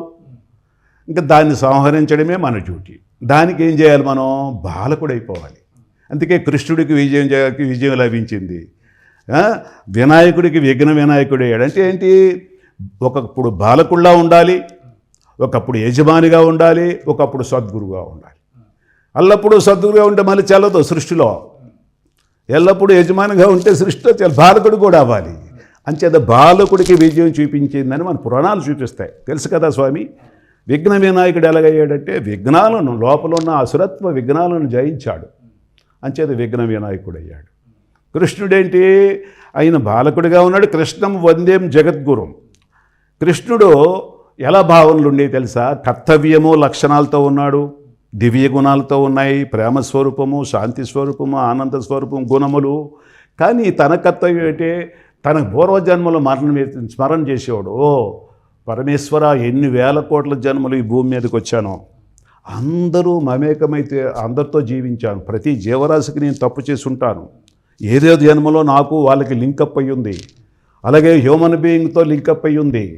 ఏ జన్మలో ఏ చేసిన తప్పిదమో క్షమాకరు. అంటే కృష్ణం వందే జగద్గురు. కృష్ణుడికి మనం దండం పెట్టడం కాదు. కృష్ణుడనే ఆత్మస్వరూపము మనలో ఉంది కాబట్టిగా కృష్ణం వందేం జగద్గురు. నువ్వు జగద్గురువు కావాలంటే ప్రతి జీవరాశికి క్షమాకరు, కృతజ్ఞతాభావం ఉండేవాడే కృష్ణుడు. ఎన్ని జన్మలు నేను ఎత్తాను. ఓ క్రిమికేటకదుములారా, ఓ పశుపక్షాదులారా, ఓ దేవతల్లారా, నేనేదో తప్పితం చేసి ఉంటాను, నాకు క్షమాకరు. కృతజ్ఞత కావాలి. అప్పుడు కృష్ణుడు మనమే అయిపోతాం. ఇంకా బ్రహ్మ అంటే ఏమిటో తల్లి పాత్ర. జ్ఞానములో, అలాగే మంచి మాటలు, ఇవన్నీ చెప్పు బ్రహ్మస్వరం. ఇలాగ మూడు గుణములు మనలో ఉన్నాయి స్వామి. 3 పురములు మనలో ఉన్నాయి. త్రికాలదర్శి, 3 కాలాలు మనం దర్శించగలం. త్రినేత్ర స్వరూపం, చర్మచక్షువులు, ఇక్కడ ఆలోచనలతో కూడిన ఎవరు ఆత్మస్వరూపం ఉంది. నిర్ణయ శక్తి కూడా ఎక్కడి నుంచే, బ్రెయిన్కి అందుచేత అన్నీ మనలోనే ఉన్నాయి. మనం పైని మన మనస్సును పంపించి వెతుకులాట జరుగుతుంది ప్రస్తుతానికి. బయట ఉన్నాయి అనుకుంటున్నాం, మన భ్రాంతి. మనలో ఉన్నదని ఎప్పుడైతే గ్రహిస్తామో అది రియల్ స్పిరిచువల్. అలా గ్రహించిన తర్వాత అనుభవం చేసుకుంటూ ఇతరులకి ఆ అనుభవాలు చెప్పడం అనేది ధర్మం. ఇది రియల్ కూడా అవ్వాలి. నీ స్వరూపము ఆ స్వరూపానికి, ఇప్పుడు ఆడి శిష్యుడు, ఈయన మిత్రుడు, ఈయన మంచివాడు, ఈయన చెడ్డవాడు అనే భావాలు ఉన్నాయంటే మనం ఏది చేయలేము స్వామి. అందరూ పరమాత్మ స్వరూపమైన ఆలోచనలతో మనం జీవించాలి. అందరూ మిత్రులే, అందరూ శత్రువులు లేరు. ఇంకా శత్రువు అన్న ఈ నెగిటివ్ థాట్స్ అనే మన భావాల్లో రాకుండా ఉన్నంత కాలము ఎంతో ముందు మనం ఎవరిని మార్చక్కర్లేదు స్వామి. మనలో ఉన్న భావోద్వేగాలను మనం మార్చుకుంటే ఇంకా అంతకంటే అద్భుతం ఏముంది చెప్పండి స్వామీజీ. అంటే గురుగారు, ఈ రోజుల్లో ఎవరైనా ఒక గురువు ఉన్నారు, ఒక సద్గురువు ఉన్నారు, లేదంటే ఒక స్వామి ఉన్నారు, ఒక సాధకులు ఉన్నారు అనేటప్పటికీ సామాన్య మానవులు మాలాంటి వాళ్ళు వచ్చి మాకున్నటువంటి బాధలు, మాకున్నటువంటి ఆర్థిక ఇబ్బందులు, మాకున్నటువంటి ఇవన్నీ చెప్పుకుంటూ మొరబెట్టుకుంటూ ఉంటాం. మరి మాకు ఇది తీరిన తర్వాతనే మేము ఏదైనా చేస్తాం. మేము ఇందులో ఉండగా ఏం చేయలేం. మరి అట్లాంటి వాళ్ళకి మీరు ఎలా మరి ఇక్కడ చేస్తూ ఉంటారు, ఏం చెప్తుంటారు వాళ్ళకి? స్వామి చెప్పాను కదా, ఎవరిని మార్చక్కర్లేదు, మార్చవలసిన పని లేదు. మనకి ఆల్రెడీ వాళ్ళు పాత్రలు ఫిక్స్ చేసుకొని భూమి మీదకి వచ్చారు. మనం గైడ్లైన్స్ ఇచ్చేవాళ్ళమే. నాయన ఇదిగో నీ నీ భావాలు నువ్వు ఇలా చెప్పుకుంటున్నావు, నీ ఏవో కోరికలు ఉన్నట్టున్నాయి. ఆ కోరికలు తగ్గించుకొని నువ్వేదో శత్రువు ఈ మళ్ళీ ఇలా అయిపోయిన ఆయనలో ఇన్ని కష్టాలు వచ్చాయి. నో కష్టము, నో ఇది సుఖము, నీలో అన్నీ ఉన్నాయి స్వామి. నువ్వు సాధ్యమైనంత వరకు నువ్వు నీలో ఉన్న శక్తిని నువ్వు గుర్తు చేసుకో, నీ భావాలను మార్చుకో, నీ సిద్ధాంతాలను మార్చుకో. ఇక్కడ ఎవరు నీకు శత్రువు, నీ మనస్సు నీ బుద్ధి నీకు శత్రువు అయింది. ఇక మీదటైనా జాగ్రత్తగా జాగరూకుడై బ్రహ్మవు నువ్వే, నీ తలరాత రాసుకొని వచ్చావు. ఎప్పుడు రాసుకొచ్చావు? గత జన్మల నుంచి నీ తలరాత నువ్వు, నీ లలాటాన్ని నీ మనోభావమే పెన్నం, దాంతో నువ్వు రాసుకున్నావు. అది నిన్ను వేధిస్తుంది. ఇప్పుడు బయట వేధిస్తుందని అనుకుంటున్నావు సుమా. బ్రహ్మము నీవు.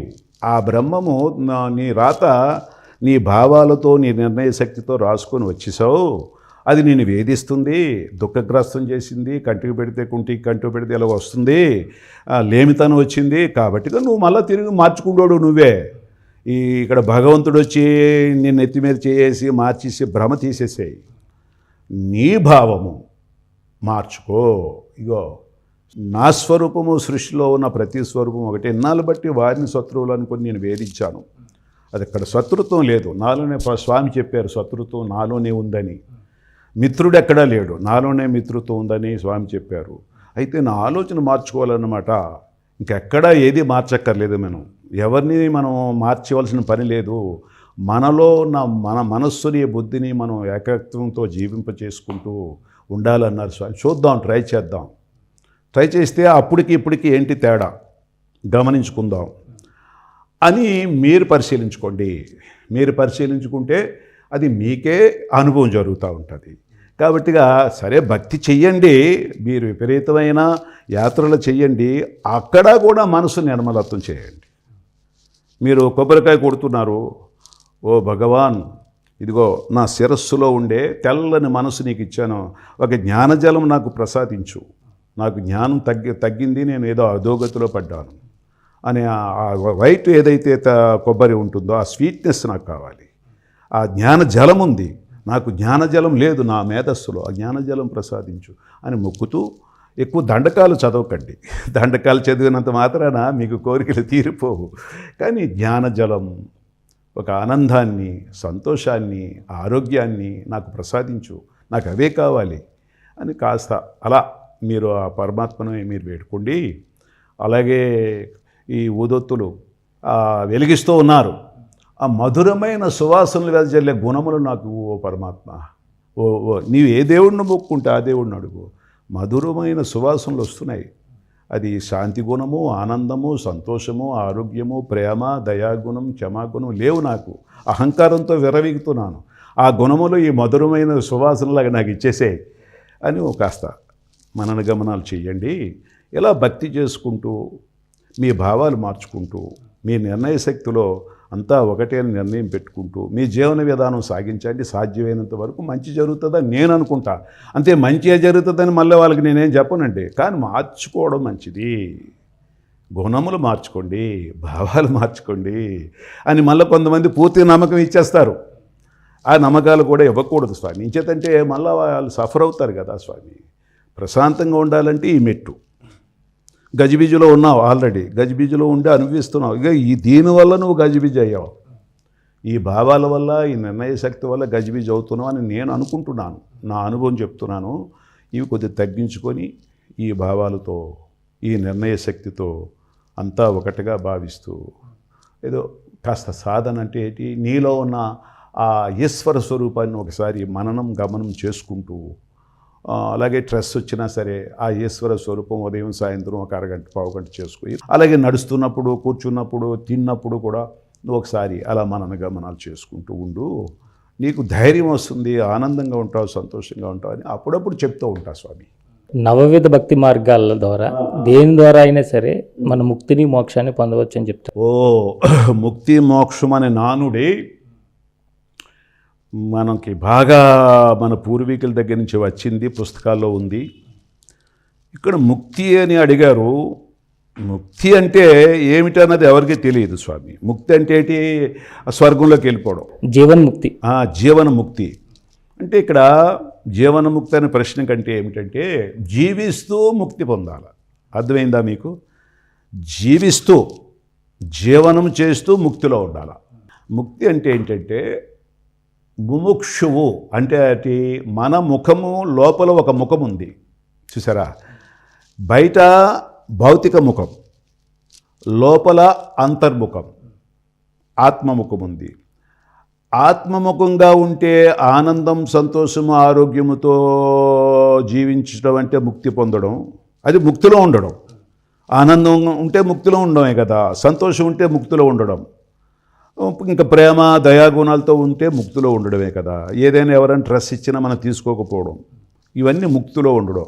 అంటే దీని అర్థం ఏమిటి? అంతర్ముఖముతో నేను ఒక అంతర్ముఖ ఆత్మస్వరూపాన్నే, ఈ బాహ్యము పోతుంది, ఈ బాహ్యము నాది కాదు అనే భావజాలంతో మనం ఉండగలిగితే, అంతా ఏకత్వంలో ఉండగలిగితే ముక్తిలో ఉంటాం. జీవించుతూ ఉన్నంతకాలము ముక్తిలో ఉంటాం. చూసారా, జీవన్ముక్తి అంటే అది ఎక్కడో దొరకదు. మళ్ళా ఈ ఆత్మ డిస్కనెక్ట్ అయిన తర్వాత ఆర్గన్స్ ఉండవు, అనుభవించడానికి ఆర్గన్స్ ఉండవు. చూసారా, బ్రెయిన్ ఉండదు, నాడులో ఉండవు, గ్రంథులు ఉండవు, పంచేంద్రియాలు ఉండవు, జ్ఞానేంద్రియాలు ఉండవు, అనుభవం ఉండదు. అప్పుడు ముక్తి రాదు. జీవించినంతకాలం ముక్తిలో ఉండాలని ప్రశ్న వేశారు. జీవించినంతకాలం ముక్తి పొందాలంటే అంతర్ముఖమై ముముక్షువై ఆత్మస్వరూపంతో మనస్సు బుద్ధిని లోపల అంతర్ముఖంగా ఉంటూ మన కర్మలు చేస్తే ముక్తి జీవనం. మోక్షం అంటే ఏంటి? స్వయము ముముక్షువుతో స్వయము, అది కూడా అదే సబ్జెక్టు. మోక్షం అంటే స్వయము ముముక్షు, ఆత్మస్వరూపమై స్వయము లవలీనమైతూ ఉండడం. స్వయం అంటే ఆత్మ వినువు, శరీరాను కాదు. నీకు ఆర్గన్స్ ఉన్నాయి బయట, అది అనుభవించడానికి నీ ఆత్మ దాల్చింది. కాబట్టిగా నీ ఆత్మ ఎందుకు దాల్చింది? గత జన్మల యొక్క శేషార్థ కర్మలు పట్టుకొచ్చి దాల్చింది. మరి నీవు మోక్షం కావాలని ఎందుకు కోరుకుంటున్నావు? పూర్వజన్మలో అనుభవించావు. గత జన్మల్లో ఫస్ట్ భూమి మీదకి వచ్చినప్పుడు నీ ముముక్షువుతో స్వయంగా ఆత్మాభిమానిగా ఉన్నావు, అందరిని ఆత్మాభిమానిగా చూసావు. అప్పుడు ఆనందము, శాంతి, సంతోషము, ఆరోగ్యంగా ఉన్నావు, ప్రేమ స్వరూపమై జీవించావు. ఇప్పుడు ఆ అనుభవాలు కావాలంటున్నావు కాబట్టి మోక్షంలో జీవించాలని తలంపు వస్తుంది. చూసారా? అయితే ఆ అనుభవాలు ఇప్పుడు తెచ్చుకోవచ్చు కదా. ఎప్పుడైతే నీ శరీరంలో మొట్టమొదటి దాల్చావో అలాంటి అనుభవాలు ఇప్పుడు కూడా పొందొచ్చు కదా. అప్పుడు మోక్షంలోనే ఉంటావు. మరి ఇప్పుడెందుకో భావసరళ మారింది, జ్ఞాన సరళలో లేవు, నిర్ణయ శక్తి డిఫరెంట్గా ఉంది. అంతసేపు బయట చూసి ఎలాంటిది అలాంటిది, నేను నేను నేను అని శరీరం అని విర్రవీగుతున్నావు. మరి అవన్నీ మార్చేసుకో. అవన్నీ మార్చేసుకుంటే మోక్షంలోనే ఉంటావు కదా. అంచేత నీకు మోక్షం కావాలన్నా, జీవనముక్తి కావాలన్నా నీ లోపలే ఉంది దాని తాలూకా నిధి. అది మార్చుకుంటే చాలు. చేతే మోక్షం జీవించుతావు, ముక్తిలో జీవిస్తావు. అంతేగాని మళ్ళా స్వర్గం స్వర్గం స్వర్గం ఉంది, మోక్షం పొందాలని భక్తి చేస్తున్నావు. మోక్షం పొందాలంటే మార్చుకుండేది ఎక్కడ? ఆయన నీకెవ్వడు మోక్షం. నువ్వు భక్తి చేసిన అతను నీకెవ్వడు, అది నీ స్వరూపమే. ఆయన ఇస్తాడని నీ భ్రమ. జ్ఞాన ప్రకాశం పొందాలి. నీలో నీ స్వరూపాన్ని నువ్వు తెలుసుకోవాలి.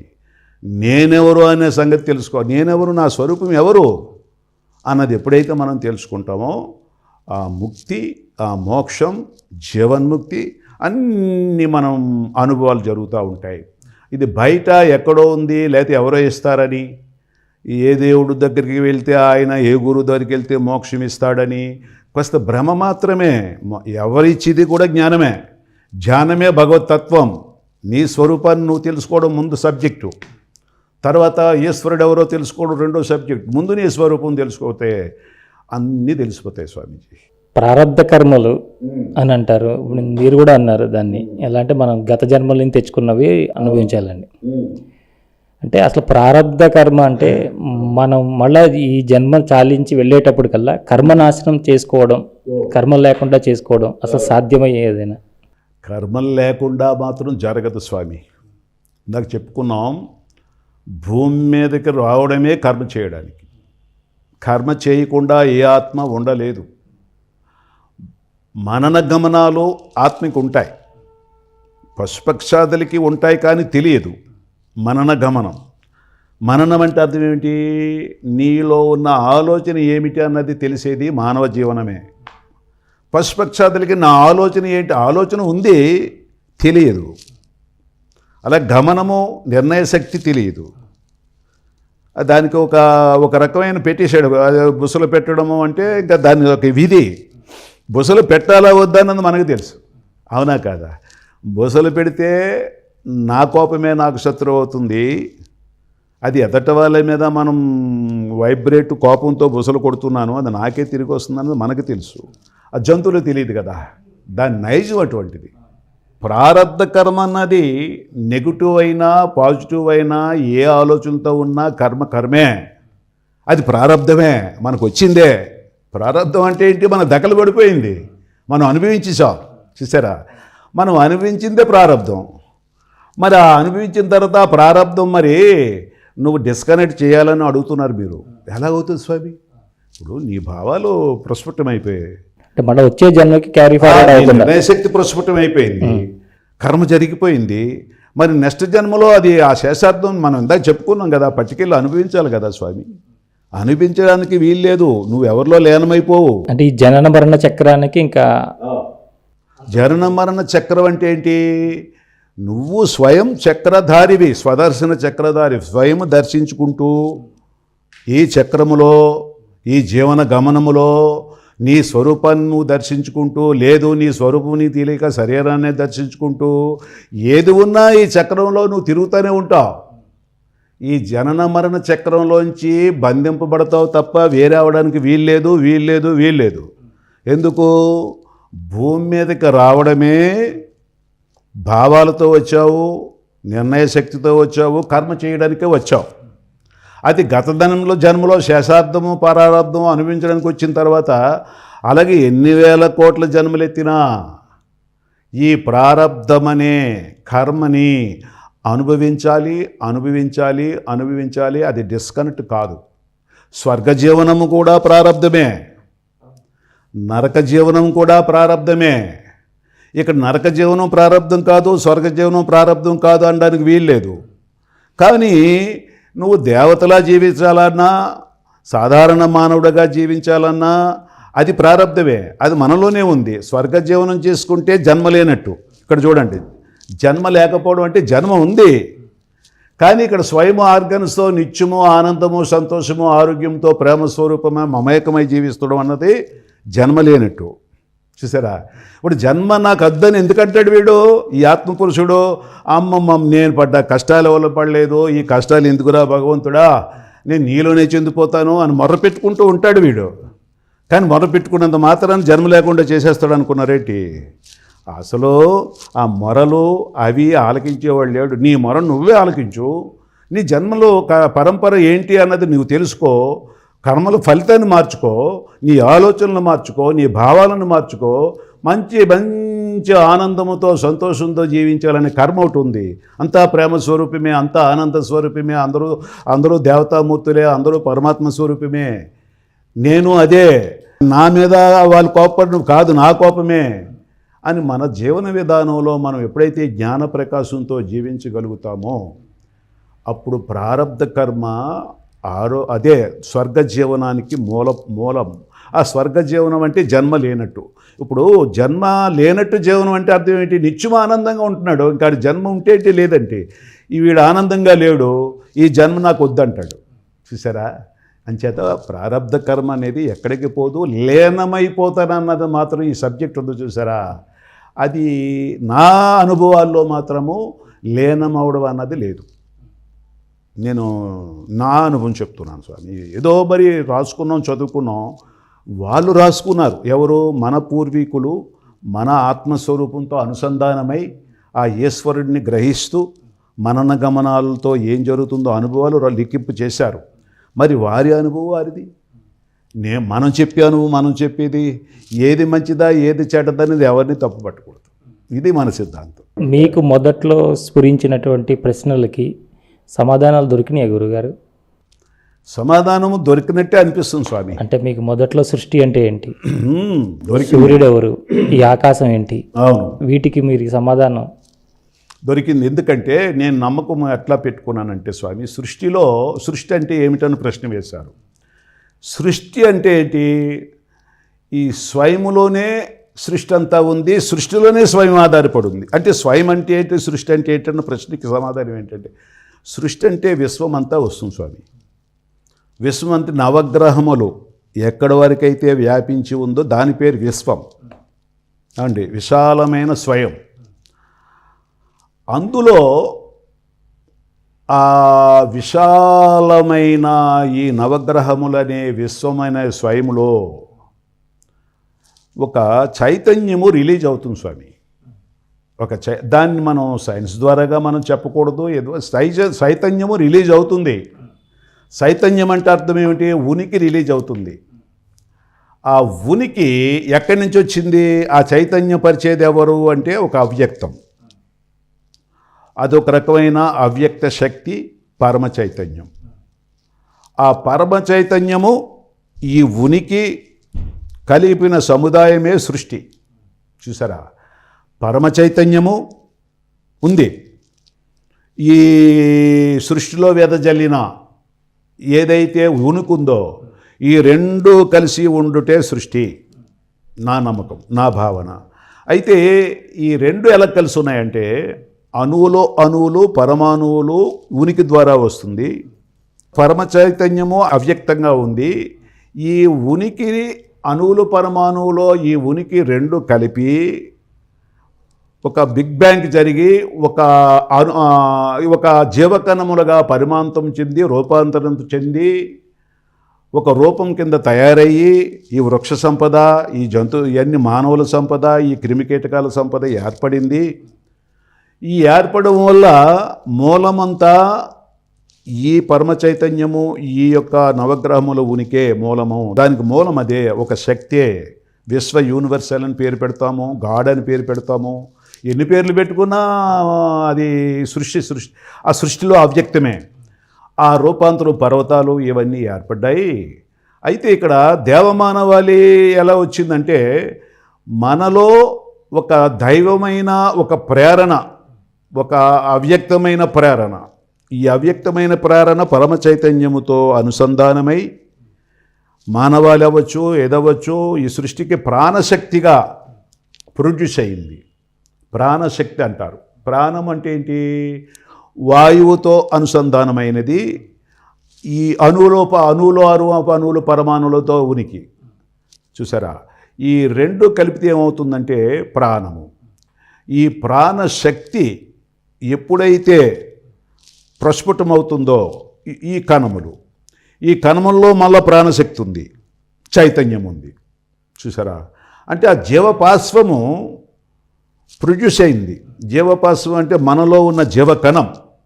జీవకణం అంటే అర్థం ఏమిటంటే, మన తల్లిదండ్రుల భావోద్వేగం వల్ల ఒక జీవకణముగా రూపాంతరం చెందుతుంది. ఒకటే జీవకణం, కొన్ని వేల జీవకణమాలు ప్రొడ్యూస్ అవుతాయి, కానీ ఆ జీవకణములన్నింటినీ సంహరిస్తాయి. లోపల ఉన్న యోనిలో, అండములో ఉన్నాయి. ఆఖరికి ఒకటి జయిస్తుంది, మిగిలిపోతుంది. అది మేరుదండముగా ప్రస్ఫుటం. మేరుదండం అంటే బ్రహ్మకపాలం.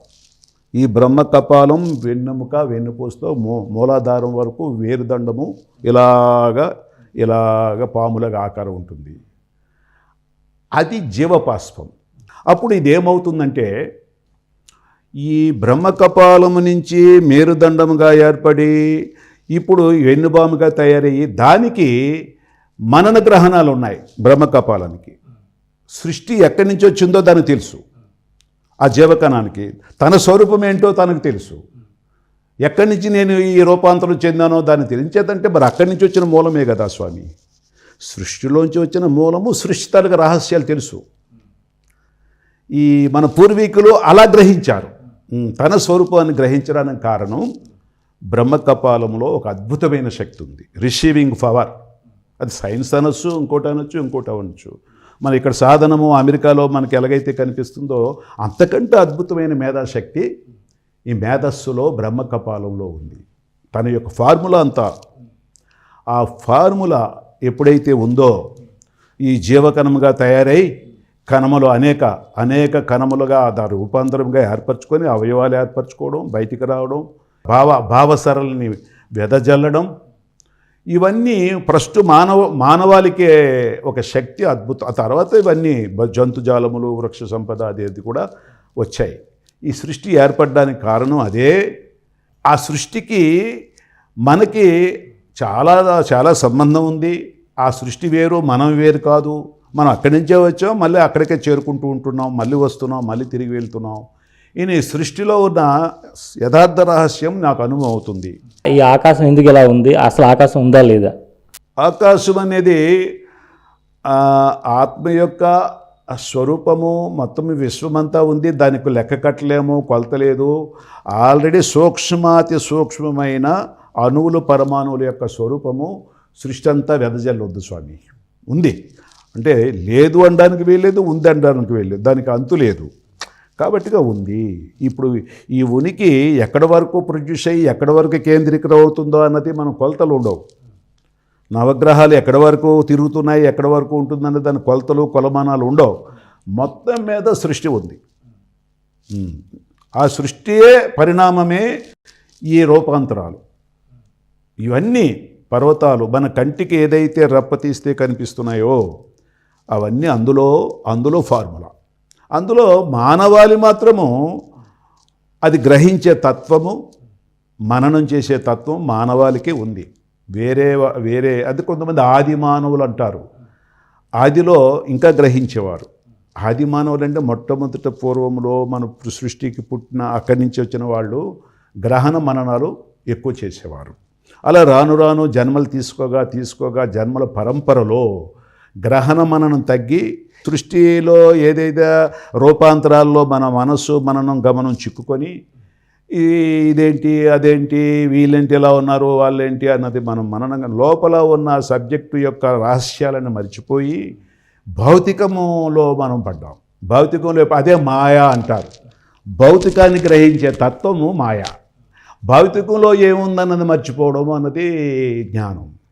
అందుచేత మరలా ఈ భౌతికానికి లోపల ఉన్న అవ్యక్తానికి సంబంధం ఏదైతే ఉందో తెలుసుకోవడమే జ్ఞానం. ఆ సంబంధం తెలుసుకుంటే నీవెవరన్నది తెలుస్తుంది. మనము సృష్టి అంతా ఏమిటి, సృష్టికి మనకి సంబంధం తెలిసిపోతుంది. ఇక్కడ భగవంతుడు అంటే ఎవరో తెలిసిపోతుంది. భగవంతుడికి మనకి సంబంధం తెలుస్తుంది. ఇవన్నీ ఆటోమేటిక్గా వచ్చేస్తాయి స్వామి, ఆటోమేటిక్గా తెలిసిపోతాయి. కాబట్టిగా ఇవన్నీ కూడా మన మనన గమనాలే పెట్టుబడి. ఇదే సాధన, ఇదే యోగా, ఇదే సర్వస్వము, ఇదే అన్నిటికీ మూలం ఏంటంటే సాధన. స్వయము నేనెవరన్నది శోధిస్తూ ఉండాలి. అది కొంతమంది మహానుభావులు బ్రహ్మచారులై అడవులకి వెళ్ళి శోధించారు, కొంతమంది మీడియంగా శోధించారు, కొంతమంది ఏ శోధన లేకుండా అనర్గళంగా ధ్యాన ప్రకాశం చెప్తారు. ఇవన్నీ ఎవరికి వారి పాత్రలు స్వామీజీ. ఇక్కడ ఇప్పుడు బ్రహ్మచారులై భార్యా పిల్లలు విడిచిపెట్టి ఏ అడవుల్లో గుహల్లోకి వెళ్ళిపోయి తపస్సు చేసుకుంటూ శోధించారు ఆ యొక్క రహస్యాన్ని. కానీ అంత శోధించకుండా ఎవరికైనా దొరకవచ్చు. అంత సాధన చేయకుండా కళ్ళు మూసుకుంటే చాలు సృష్టిలో తాను ఉన్నట్టు, తనలో సృష్టి ఉన్నట్టు ఆటోమేటిక్గా అనుభవాలు అయిపోతాయి. ఇక్కడ అనుభవం కావాలి. ఎంతసేపు సాధన చేశావు, ఎంతసేపు శోధించావు అన్నది కాదు సబ్జెక్టు.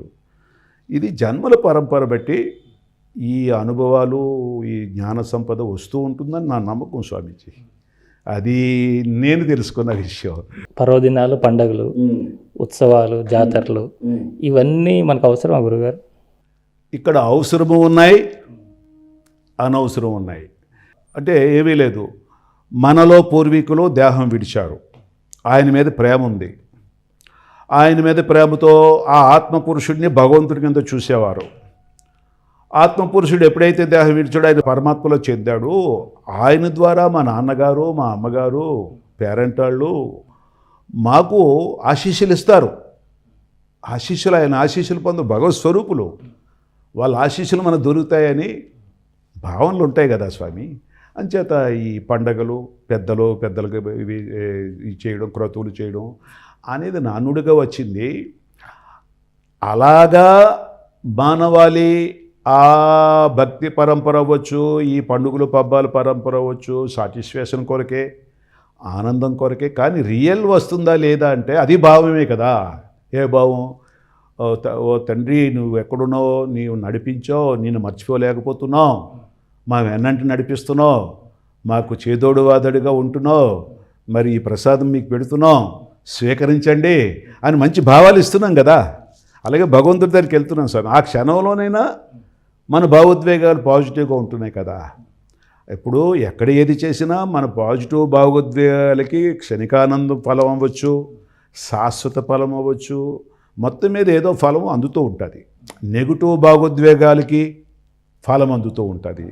ఏదైనా క్షణికానందంతో భావన చేసినా మనం కాదనకూడదు, శాశ్వతంగా ఏదైనా భావాలే కదా స్వామీజీ. అందుచేత ఈ స్వయం శోధన అనేది, ఈ ఆత్మజ్ఞానం అనేది, ఈ ఆత్మని తెలుసుకోవడం అనేది హయ్యెస్ట్, అన్నిట్లకంట నెంబర్ 1 హయ్యెస్ట్ అనమాట. ఇది అనుభవాల సంపద ఉన్న వాళ్ళకే, ఎక్కువ ఎన్నో జన్మల అనుభవాల సంపద ఉన్న వాళ్ళకే ఈ స్వయం శోధన జరుగుతుంది. ఈ శరీరం నుంచి ప్రాణం బయటికి వెళ్ళడం అనేది మనకి తెలిసే క్రియ, తెలియకుండా దాని అంతా అదే జరిగిపోయే క్రియ గురుగారు.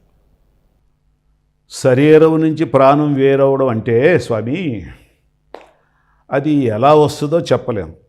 ఆ సమయంలో ఆ ఆత్మస్వరూపుడు శరీరం నుంచి ఎలా వెళుతాడో ఆయన అనుభవాలే, కానీ ఆయన అనుభవాలు చెప్పడం. తుది శ్వాస విడిచిపెట్టేటప్పుడు ఈ అనుభవాలతో ఆ ప్రాణం వెళ్తుందా అన్నది ఎవరికి తెలియదు కదా. అప్పుడు ఆయన చెప్తే కదా తెలుస్తుంది. ఆయన అనుభవాలు చెప్పరు, కానీ మన ఈ ప్రాణాన్ని ఏ విధంగా ఈ శరీరం నుంచి బయటికి పంపించగలం, ఏ క్షణంలో ఎప్పుడు కావాలంటే అప్పుడు మన ఈ శరీరాన్ని వదిలే అవకాశం. అదే దానికే వస్తున్నాను. అనుభవాలు అనేది ఎవరితో పంచుకోలేడు. నా ప్రాణం ఎలాగెళ్ళిపోయింది, అలాగే నేను ఎంతో అని. అంటే ఇక్కడ అర్థం ఏమిటంటే, ప్రాణము రావడము వెళ్ళడం అన్నది ఒక క్రియ. ప్రాణం వస్తుంది గర్భంలోకి, వెళ్ళడం అదే క్రియ. ప్రాణం ఆదిశ్వాస, ఆదిశేషుడు వస్తాడు, గ్రంథుల్ని యాక్టివేట్ చేస్తాడు, అవయవాలు యాక్టివేట్ చేస్తాడు, అది క్రియే. మన గ్రంథుల్ని నాడుల్ని విడిచిపెట్టి వెళ్ళిపోతాడు ఆదిశేషుడు. ఆదిశ్వాస, తుది శ్వాస అంటారు, మనశ్వాస అంటారు. అయితే ఇది ఒక క్రియ. రావడం అన్నది జరుగుతుంది, వెళ్ళడం అన్నది జరుగుతుంది. ఎందుకు రావడాలు రాకపోకలు అంటే కర్మల ఫలం. రాకపోకలు అనేది మాత్రం కామన్, అనుభవాలన్నవి కామన్. దాని పేరే జననం మరణం పేరు పెట్టుకున్నాం. అంటే రావడం అంటే జననం, వెళ్ళడం అంటే మరణం. అమ్మమ్మ మా వాళ్ళు పోయారు, మరణించారు అని అంటాం. అంటే జననం మరణం అనేది ఒక క్రియ జరుగుతుంది సృష్టిలో. ప్రతి మానవాళికి, జంతుజాలానికి, అన్నిటికీ ఆ క్రియ జరగవలసిందే. కానీ మన దగ్గర లేడు కాబట్టిగా, మనల్ని విడిచి వెళ్ళిపోయాడు కాబట్టిగా చనిపోయాడు. మరలా ఆ కర్మ భోగాలను బట్టి వేరే శరీరంలోకి వెళ్ళిపోయి మళ్ళా బాలుడిగానో బాలికగానో వృద్ధి చెందుతాడనో తెలియదు. అది జ్ఞానం. దేహం విడిచిన ఆత్మపురుషుడు 11వ రోజుకి ఇంకొక శరీరం దాలుస్తాడన్నది తెలియదు. అంచేత బాధ, రోగస్త్రం, దుఃఖస్త్రం అవుతారు. అయితే కామన్గా వస్తాడు, వేరే శరీరం దాలుస్తాడు అని తెలిసిందనుకోండి కాస్త దుఃఖం తక్కువ ఉంటుంది. తెలియకపోతే ఏమైపోయాడు అన్నది భ్రాంతి ఎక్కువ ఉంటుంది కదా ప్రజల్లో. అది ఉన్న వాళ్ళకు ఉంటుంది, అయితే ఆటోమేటిక్ మర్చిపోతారులేండి. కానీ ఈ కర్మఫలాన్ని పట్టుకొని ఏదో బాలిక శరీరంలో, బాలుడు శరీరంలో ప్రవేశిస్తున్నాడు, ఎవరో నాన్నైతేనా మా అమ్మ అదే ఎలా ప్రవేశిస్తున్నాడని తెలిస్తే కాస్త మనసు ఆనందంతో ఏదో దుఃఖపడకుండా కాస్త రియలైజేషన్ అవుతారు. పూర్తి తెలియని వాళ్ళు ఎక్కువగా సంవత్సరాల తరబడిని, నెలల తరబడిని ఏదో గుర్తొచ్చినప్పుడల్లా బాధపడుతూ ఉంటారు. సహజం కదా అది స్వామి. అయితే జననం మరణం అన్నది సహజ క్రియ, తప్పదు. పంచభూతాత్మకతో కూడిన శరీరంలో ఉన్న ఆత్మ మళ్ళీ పంచభూతాల్లో చేరవలసిందే, పంచభూతాలతో మళ్ళీ తయారైన శరీరంలో దాల్చవలసిందే. ఇది ఒక క్రియ. ఈ క్రియ అన్నప్పుడు ఎవరు నాలెడ్జ్ని పెట్టి, ఎవరు భావసరళను పెట్టి వాళ్ళు తన స్థితిగతులు ఉంటాయి. మనం ఏడుస్తున్నారా అని అనకూడదు, దుఃఖం ఎందుకు అని అనకూడదు, సహజం అది ఇంకంతే స్వామీజీ. ఆ? ఈ క్రియ అన్నది మనకు తెలిసినప్పుడు ఇతరులకు కూడా చెప్పాలి. పరమగురు మండలి ఇప్పుడు హిమాలయాల్లో సిద్ధాశ్రమంలో ఉన్నటువంటి సూక్ష్మ రూపంలో ఉన్నటువంటి గురువులు, వారు ఈ శరీరాన్ని వదిలినప్పుడు వారు సూక్ష్మ రూపంలో ఉండి మన మానవాళికి అంతా మేలు చేస్తున్నారు కదా, అది మీకు ఎప్పుడైనా అనుభవంలోకి వచ్చిందా రాలేదా అన్న విషయం మీద.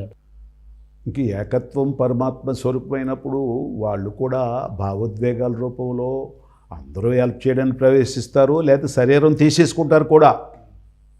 మెయిన్ శరీరం తీసుకుంటారు స్వామి, అలాగే ఎంతో కాలం ఉండరు వాళ్ళు.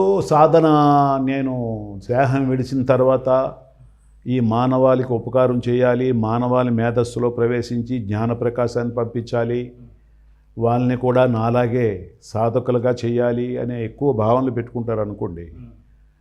వాళ్ళు అప్పుడు కూడా ఈ సాధన చేసే వాళ్ళ మైండ్ సెట్కి రావచ్చు. కానీ రియల్ సిద్ధాంతం ఏమిటంటే, జన్మ నుంచి విడుదలైన తర్వాత, శరీరం విడుదలైన తర్వాత జన్మ తీసుకోక తప్పదు, జన్మ తీసుకోక తప్పదు, అది సిద్ధాంతం. మరి వీళ్ళ సాధన, నాకు జన్మే వద్దు జన్మే వద్దు జన్మే వద్దు అన్న సాధన ఉంది చూసారా, ఆ సాధనలో ఉన్న ఈ ఆత్మపురుషులకి సాధ్యమైనంత వరకు కొంతకాలము వాళ్ళ వైబ్రేషన్ కూడా ఇవ్వచ్చు. ఇది ఒక నమ్మకం, వాళ్ళ వైబ్రేషన్ కూడా ఇవ్వచ్చు. ఎప్పుడు ఆనందంగా సంతోషంగా ఉంటూ అందరికీ ప్రేమను పంచుతూ ఉండేలాగా ఈ జీవుడు ఉండాలంటే ఎలా ఉండాలి, ఏంటి, ఏం చేస్తే అలా ఉంటాడు అనేది కాస్త మా ప్రేక్షకులకు తెలియజేస్తే మనం ఈ సత్సంగాన్ని ముగిద్దాం. ఇప్పుడు ఆనందంగా సంతోషంగా ఉండాలంటే ఇందాక చాలాసార్లు మనం చెప్పుకున్నాం, నీ స్వరూపాన్ని నువ్వు తెలుసుకొని మనం ఒక ఆత్మ పురుషులమే, మనదొక ఆనంద ప్రకాశమే, శాంతి ప్రకాశమే. ఎన్ని ఒడిదుడుకులు వచ్చినా సరే నేను ఆనంద స్వరూపాన్ని, సంతోష స్వరూపాన్ని, ఆరోగ్య స్వరూపాన్ని, నాలో ఉన్నది పరమాత్మ, ఆ పరమేశ్వరుడు స్వయములో ఆత్మస్వరూపుడవై ప్రాణశక్తితో ప్రాణశ్వాసతో నాలోనే ఉన్నాడు, అందరిలో ఉన్నాడు. అందరిలో ఆ ప్రాణశక్తి ప్రాణశ్వాసతోటే జీవిస్తున్నారు, సర్వప్రాణుల్లో ఉన్నాడని. ఓ పరమేశ్వర, నీవు అంతటా ఉన్నావు, నా హృదయంలో ఉన్నావు, అందరూ హృదయాల్లో ఉన్నావు, నువ్వు అందరికీ మంచి చేస్తున్నావు, మంచి చేస్తావు. అయితే ఇక్కడ నేను తక్కువ వాళ్ళు ఎక్కువ ఎన్నాళ్ళు ఉండేది, నీవు తక్కువ ఎక్కువేంటి, వాళ్ళు పరమాత్మ స్వరూపమే, ఇక్కడ తక్కువ ఎక్కువ లేదు, సమానమే, అంతా సమానమే అనే భావజాలంతో మనం నిరంతరం ఉండాలి. అయితే సాధ్యమైనంత వరకు ఎవరైనా మనం నిందిస్తే అది అవేర్నెస్గా తీసుకోవాలి. నన్ను పరమాత్మ ప్రకృతి వచ్చి నాలో ఇంకా ఏవో ఉన్నాయి, అహంకారం ఉంది, ఈర్ష్య ఉంది, కోపం ఉంది, అంచేత అక్కడ కోపం కనిపిస్తుంది, అది నేను మార్చుకోవాలి, నేను తగ్గించుకోవాలి అని అవేర్నెస్ ఇస్తున్నారనే భావన రావాలి మనకి. మనం అలజడిలోకి వెళ్ళకూడదు, చిరునవ్వుతో స్వీకరించాలి. ఇక్కడ ప్రతి ఒక్కరూ కూడా, ఇక్కడ మిత్రుడు లేడు, శత్రువు లేడు, నాకు శత్రువే లేరు, అందరూ పరమాత్మ స్వరూపమే, అంతా ఒకటే కదా, అన్ని జీవరాశులు ఒకటే కదా అన్న భ్రాంతిలో ఉండాలి మనం. సరిపోతుంది ఈ నేనంటే నేను ఒక ఆత్మ పురుషుణ్ణి అని ఎక్కువ ఆత్మాభిమానిగా ఉండగలిగితే ఈ అహంకారం అన్నది తీసేయాలి, కోపం మనలో ఉండకూడదు, రాగద్వేషాలు అంటే ఆటోమేటిక్గా ఈ స్వరూపాన్ని నేనెవరో తెలిస్తే ఇది తక్కుతాయని నా భావన. ఏంటి, అవతల వాళ్ళు కూడా అదే అన్న భావనలో మనం ఎప్పుడైతే ఉంటామో ఆటోమేటికల్గా మనకి శాంతి అనుభవం అవుతుంది, ఆనందం అనుభవం అవుతుంది, సంతోషం అనుభవం అవుతుంది, ఆరోగ్యంగా జీవిస్తాం. పరమాత్మ స్వరూపమని ఎప్పుడైతే తెలిసిందో కాస్త ప్రేమ మన హృదయంలోకి వస్తుంది. మతాలను నిందించాం, మత ఘర్షణలు రావు, అందరూ సాధ్యమైనంత వరకు వాళ్ళ మీద కూడా జాలేస్తుంది. అరే రామతత్వంలో ఉండే వాళ్ళకి రాముడే కనిపిస్తాడు, అల్లా తత్వంలో ఉన్న వాళ్ళకి అల్లా కనిపిస్తాడు, ఇంక జీసస్ తత్వంలో ఉన్న వాళ్ళకి జీసస్ అయినా చూస్తారు. అందరికీ జ్ఞానం కావాలి, ఏకత్వ జ్ఞానం. అప్పుడు భూమి మీద మతం, కులం ఇవన్నీ విధ్వంసాలు పోతే ప్రేమగా జీవించగలమనే ఒక ఆలోచన నా సందేశం. ఇప్పుడు మనం మతాలకు అంకితమైపోయి, కులాలకు అంకితమైపోయి గిరిగీసుకొని కూర్చుంటే ప్రేమ కాదు అది, అవి వైరుధ్యం అనమాట, విడిపోయే స్థితి. కాబట్టి అప్పుడు మనకి ఎలాగా ద్వేషం వస్తుంది. ఇవన్నీ పోవాలంటే మనం ఏకత్వ జ్ఞానంలోనే ఉండవలసిందే, పరమాత్మ స్వరూపంగా చూడవలసిందే. ప్రతి ఒక్కరూ పరమాత్మ స్వరూపిని దర్శించుకుంటున్నట్టు ఈశ్వర సర్వభూతానాం సమదర్శిన. ఈశ్వరుడు సర్వభూతానాం అంటే సర్వప్రాణుల్లో ఎలా ఉన్నాడు? ప్రాణేశ్వరుడై ఉన్నాడు, ప్రాణశక్తితో ఉన్నాడు. ఆ ప్రాణుల్లో అణువులు పరమాణువులతోటే ఉద్భవించాయి. ఆ భూతముల్లోంచే ఆ ప్రాణశక్తితోటే అనుసంధానమే అందరూ జీవిస్తున్నారు. మరి నేనెవరిని? నేను కూడా అదే. నేను ఇంకా అందరినీ అదే దర్శిస్తూ ఉంటాను. మరి అది తెలియకపోతే దర్శించలేము మనం. ఈశ్వరుడు అంటే ఎవరో తెలియాలి, ప్రాణశక్తులు అంటే ప్రాణశక్తితో ఈశ్వరుడు ఎలా ఉన్నాడని తెలియాలి అని మనం తెలుసుకొని, ఓ నా స్వరూపంలో ఉండే ప్రాణశక్తి ఈశ్వరుడు, అక్కడ ఉన్న ఒకటే, ఆయన్ని నేనేం చేయాలంటే నాకంటే ఉన్నతంగా దర్శించాలి. అదే పరమాత్మ అంటే. మన భావోద్వేగాలు ఉన్నతంగా ఉన్నప్పుడే పరమాత్మ. పరం ఆత్మ అంటే పరమాత్మ అంటే ఎక్కడి నుంచో వచ్చారు. మన ఉన్నత భావాలు, ఉన్నత ఆశయాలు, ఉన్నత లక్ష్యాలు, ఉన్నత జ్ఞాన సరళి అన్నీ మనకు ఎప్పుడైతే వచ్చాయో, ఈ దర్శించడంలో పరమోన్నతంగా ఉండే స్థితి కలిగితేనే పరమాత్మ. లేదు ఒకటి ఎక్కువ ఒకటి తక్కువ దర్శించే స్థితి వచ్చింది అనుకోండి, పరమాత్మ స్వరూపం కాలేము. అంతా సమానం దర్శించాలి. అదే పరమాత్మ స్వరూపం.